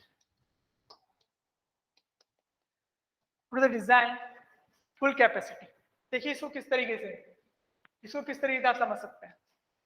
capacity factor आपको निकालना है। Capacity factor it is the ratio of simply mean supply discharge. Mean supply discharge का कहने का मतलब है कि amount of water which is be supplied on the field, कितना अमाउंट ऑफ वाटर हमने सप्लाई किया है। सपोज कैनाल में से हमने 5 क्यूमेक वाटर सप्लाई किया है फील्ड पर, how much water amount of water we provide, it is the ratio simply how much amount of water which supply to the field to the full design capacity. और हमारी जो canal का जो design है, canal हमने जो design किया है, सपोज वो डिजाइन किया है हमने 150 या सपोज 200 क्यूमेक पे। डिजाइन कैपेसिटी मींस मतलब it is the maximum capacity of the canal system, कि 200 क्यूमेक तक ही क्या कर सकती है, वाटर को क्या कर सकती है, फ्लो करवा सकती है। तो हमारे पास कैपेसिटी फैक्टर क्या है, simply capacity factor, it is the ratio of amount of water which is supplied to the field, which is 5 divided by its full design capacity. Full design capacity is 200. If you want to convert in percentage, then just multiply with 100. Capacity factor हमारे पास क्या हो गया, 2.5%. Okay, so this is the 2.5%. So these are the sum. हमारे पास कुछ कह सकते हो आप पॉइंट सही है कि हमारे पास आज हमने जो डिस्कस किया इस चैप्टर में, सिंपली 5 पॉइंट्स है। इसके बाद में हम जो डिस्कस करेंगे वो किस तरीके से डिजाइन की वैल्यू कैलकुलेट की जाती है, डिजाइन डिस्चार्ज फॉर द हमारे पास कैनाल सिस्टम, वो हम डिस्कस करेंगे नेक्स्ट क्लास में। ठीक है, तो यहाँ पर हमने जो डिस्कस किया फर्स्ट जो कैनाल इरिगेशन सिस्टम में हमने यहाँ पर ओनली 5 पॉइंट्स को बताया। ये 5 टर्मिनोलॉजीज है, इंपॉर्टेंट टर्मिनोलॉजी है, number of questions already asked in the number of examinations. यहाँ पर हमारे पास क्वेश्चन, ठीक है, so these are the sum। ठीक है, तो चलिए जो नेक्स्ट हमारे पास है, नेक्स्ट टॉपिक जो हमारे पास नेक्स्ट टॉपिक है design discharge of canal, we will discuss in the next class. चलिए ओके, मिलते हैं नेक्स्ट क्लास में। Good night, thank you very much. चलिए।